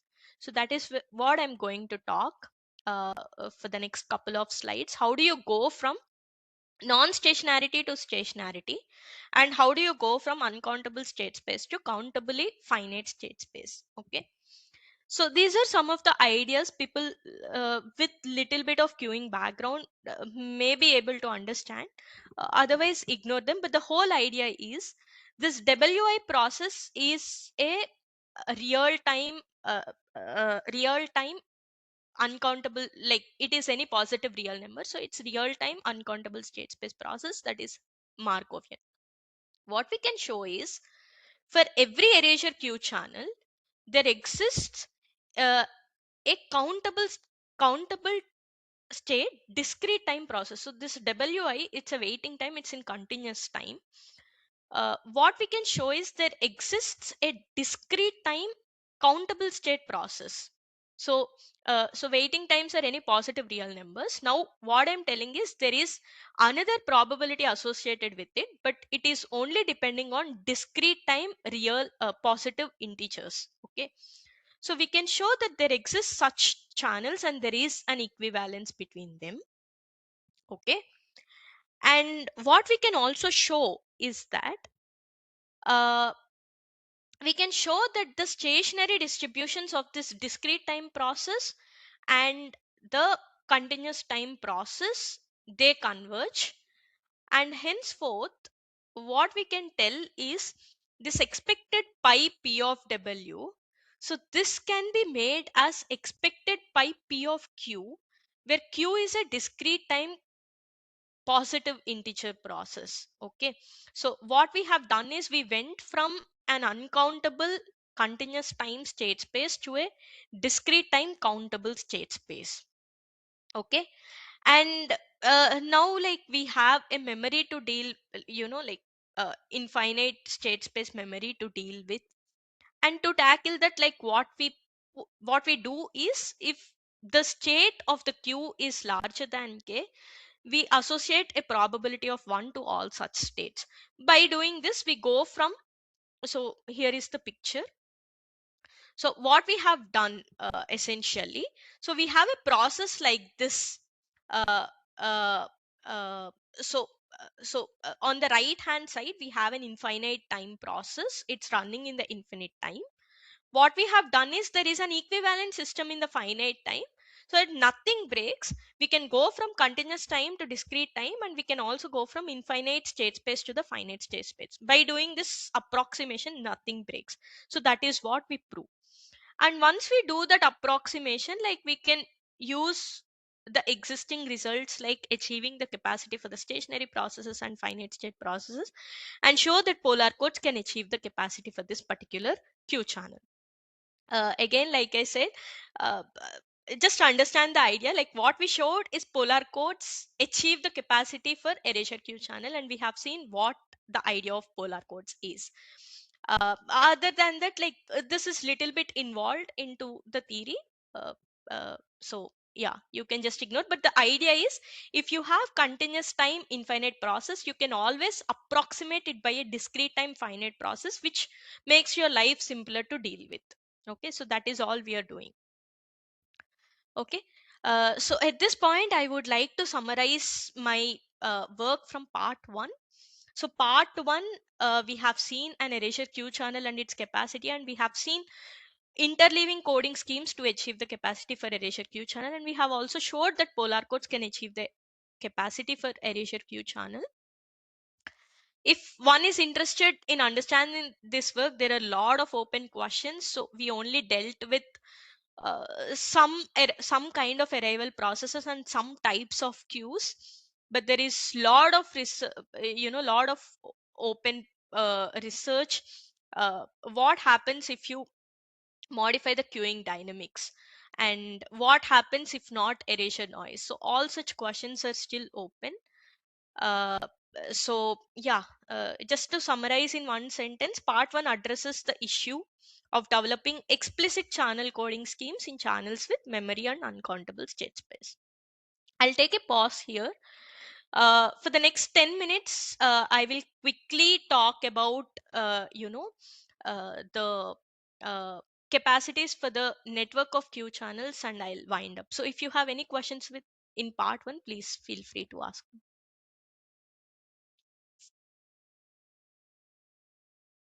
Okay, so I'll very quickly only give you the overview of this part 2. I'm not going, it's already a lot. So part 2, what we dealt with is, like, we took a network of Q channels. So we took a communication network where you have sources, so many sources, and you have a destination node, and there are lots of nodes in between. Okay, and every source is pumping in information packets into the network with some arrival rates. And now every node in the network is a Q channel. When I say Q channel, so we kind of dealt this problem in quantum communications.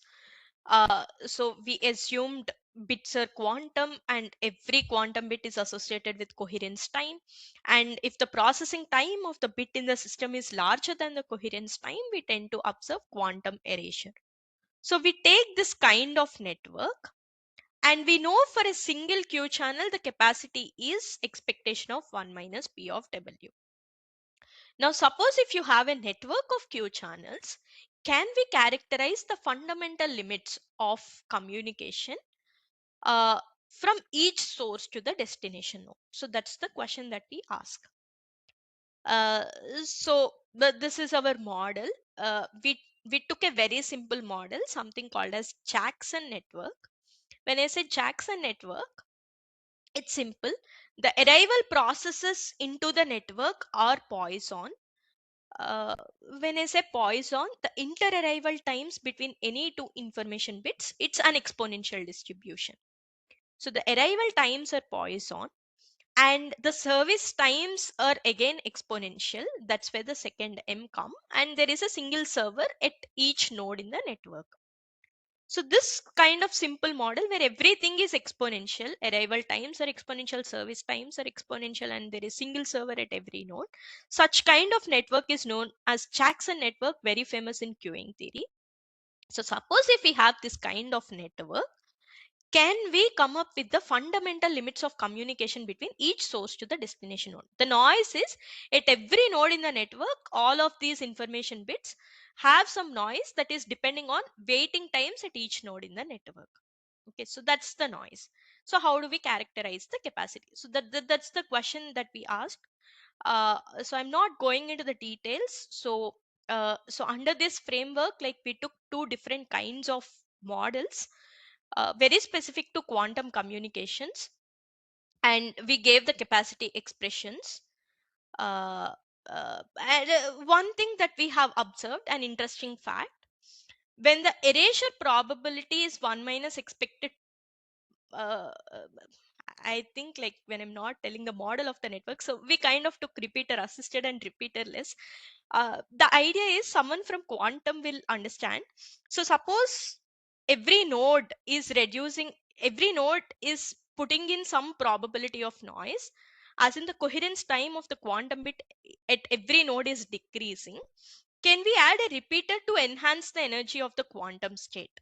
So the energy of the quantum state is improved, so the erasure probability of the noise is erasure probability of the bit is improved.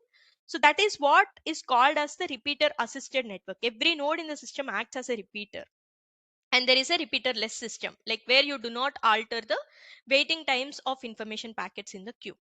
Okay, so what we have showed is, suppose the erasure probability is an exponential distribution, then by adding repeaters you may not improve the system performance. So that is what is given in this particular scenario. So these are some questions that I have dealt with.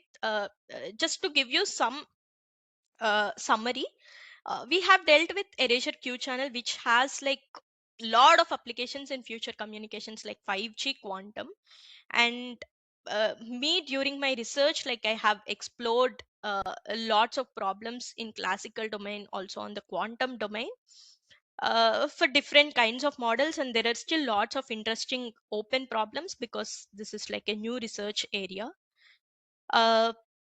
So some of the open problems includes polar codes for different kinds of erasure Q channels or Q channels with different noise models. And how do you decode the polar codes, optimal decoding when you have the memory? And like one can also think about a quantum version of the Q channel and come up with quantum polar coding setup. And also, like how do you like the network of Q channels, how do you optimally schedule the information bit so that the noise is reduced? So there are lots of interesting questions. So I'll stop here. uh, if anyone is interested in discussing any of the open problems, feel free to write me an email. But broadly, this talk gave you some understanding about what is queuing and what is information theory, what is coding theory, and how all these different groups come in together. So that's the whole idea of this talk. Thank you.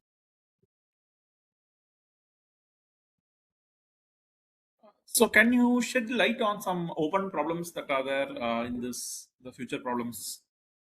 Like I said, like there are several open problems. um Let me stop sharing my screen. Did I already stop?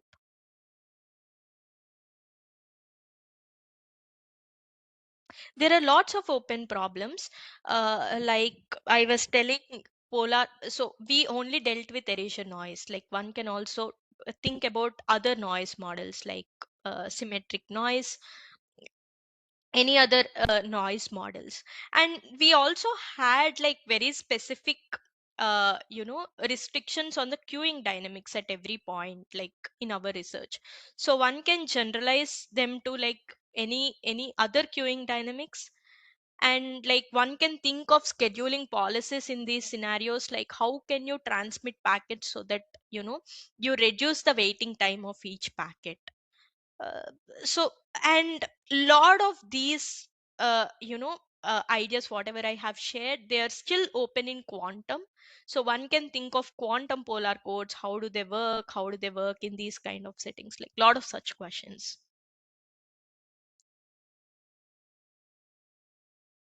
Did I answer your question? Sorry.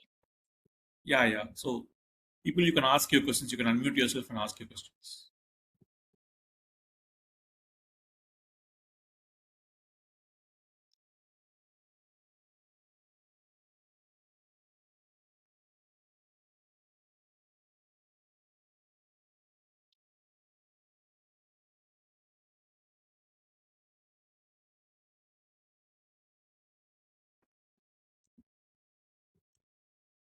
So I think they have asked already. Right?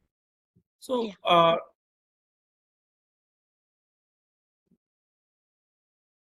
so another question is, do you like also see any applications of machine learning in these things, or how is it? uh, there is especially when there is some feedback.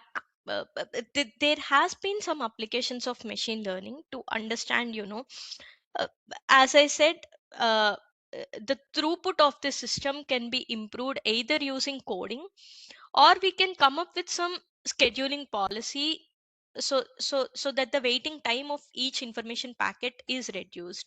So there was some recent research papers, like by some undergrads from IIT, following up this research on the usage of reinforcement learning to improve the throughput of the system.